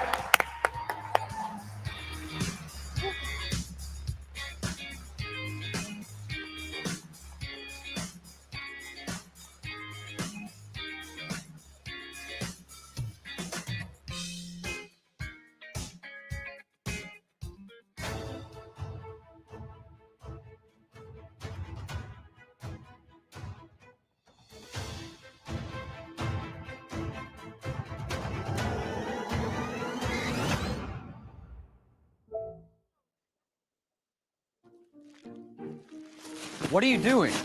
Need a box and a shipping label? No, I missed the sign-up period for my health care. So now I need to make it to next year without getting hurt. Did you look into Liberty Health Share? Sign up any time of year. No, I didn't. Didn't think so.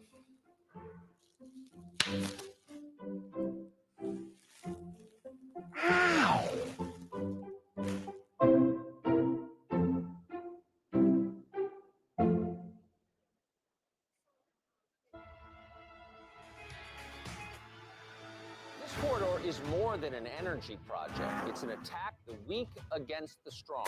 We as conservatives have ultimate faith in people. This is Bethlehem, the birthplace of Jesus. Give it to God. He is doing this for a reason. This is about veterans as they see themselves. This is one sick person. There is a way to find justice.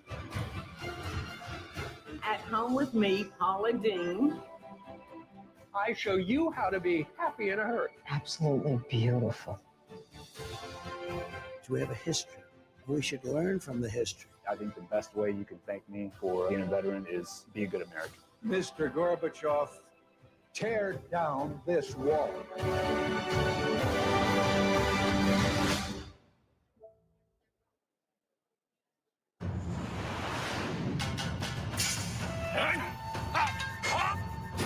The last samurai is right back. Hello, America. Hello, American conservatives. My name is Genki Fuji. I'm a Japanese journalist and an author of more than 70 books on international relations. I run online World Forecast News Service. I respect President Trump and American conservatives. President Trump fought against Chinese communists in order to protect the entire free world. President Trump, he's a real American samurai. I want to make US-Japan alliance stronger. I want to build solid friendship with real American patriots or American samurai. Let's fight together for freedom. Let's slash the cancel culture. Let's start US-Japan samurai to samurai alliance. Ladies and gentlemen, in the left zone words, disrupting the nuclear family. Please welcome our panel. From the White House, appointee for the Commission on Social Status of Black Men and Boys, Jack Brewer. Utah Representative, Burgess Owens. Fox News contributor, Cleo Terrell. And from Young Americans Against Socialism, Morgan Zeggers. Your moderator, from the Senate Conservative Fund, Mary Vaught.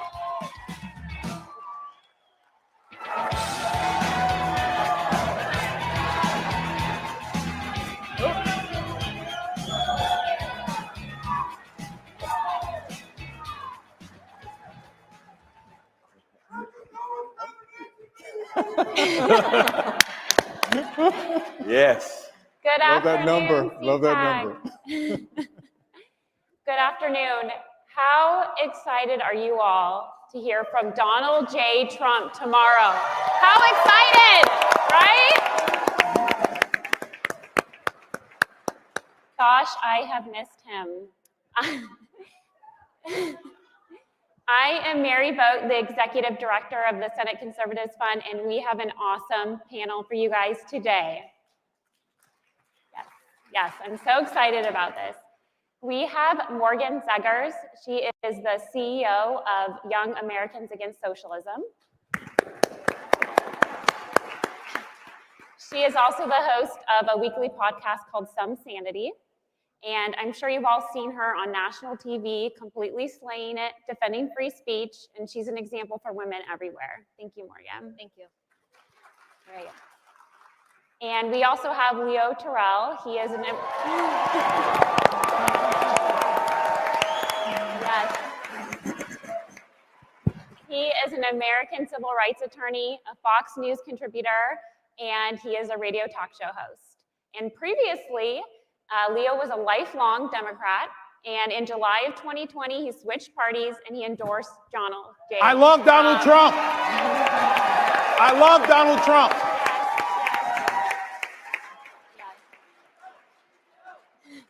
We also have Representative Burgess Owens.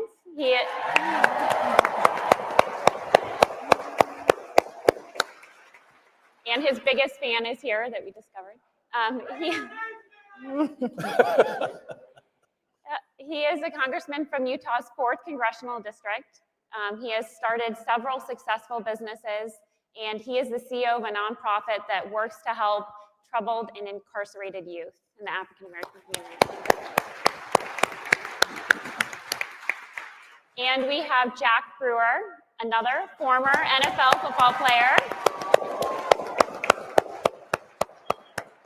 He is a Trump presidential appointee, and for over 2 decades, he's invested his life in life-changing advocacy for the underserved African American youth. Thank you, Jack. Great. So our panel today is going to focus on how the left hates the nuclear family, and in their own words, how they're attempting to destroy it.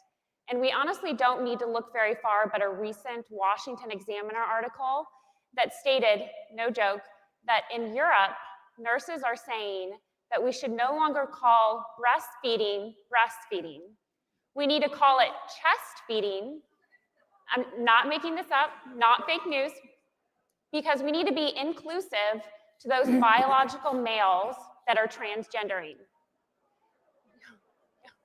Not only is that ridiculous, but it devalues the role of biological women. And it's an attempt, yeah. It does. It is an attempt to destroy our very unique God-given role in a family. And so panelists today, I'm curious of your thoughts, where you have seen this, the left in their own words, as an attempt to destroy the nuclear family.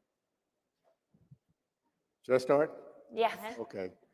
Let me give some context, because I was very fortunate to grow up 4 hours away from here, Tallahassee, Florida, and went to school about 4 hours south in University of Miami. And it was during the days in which the KKK, Jim Crow, segregation was very prevalent.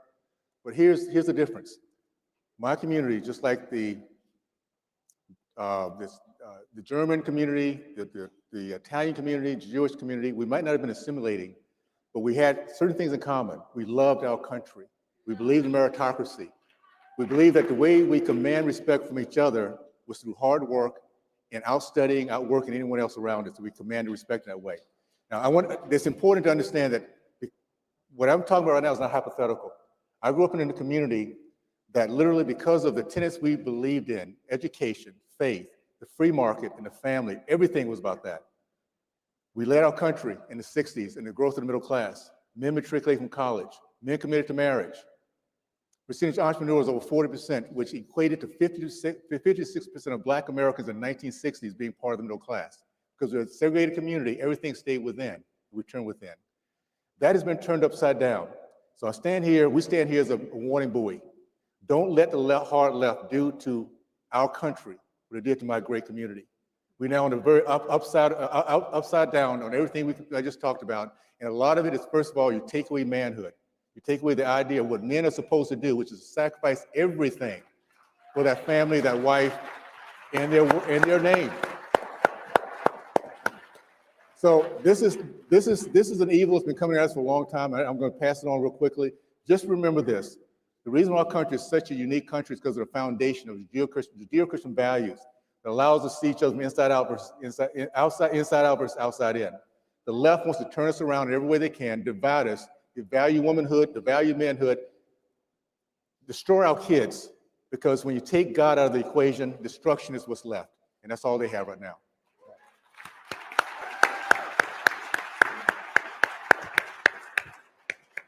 You know, as conservatives and everybody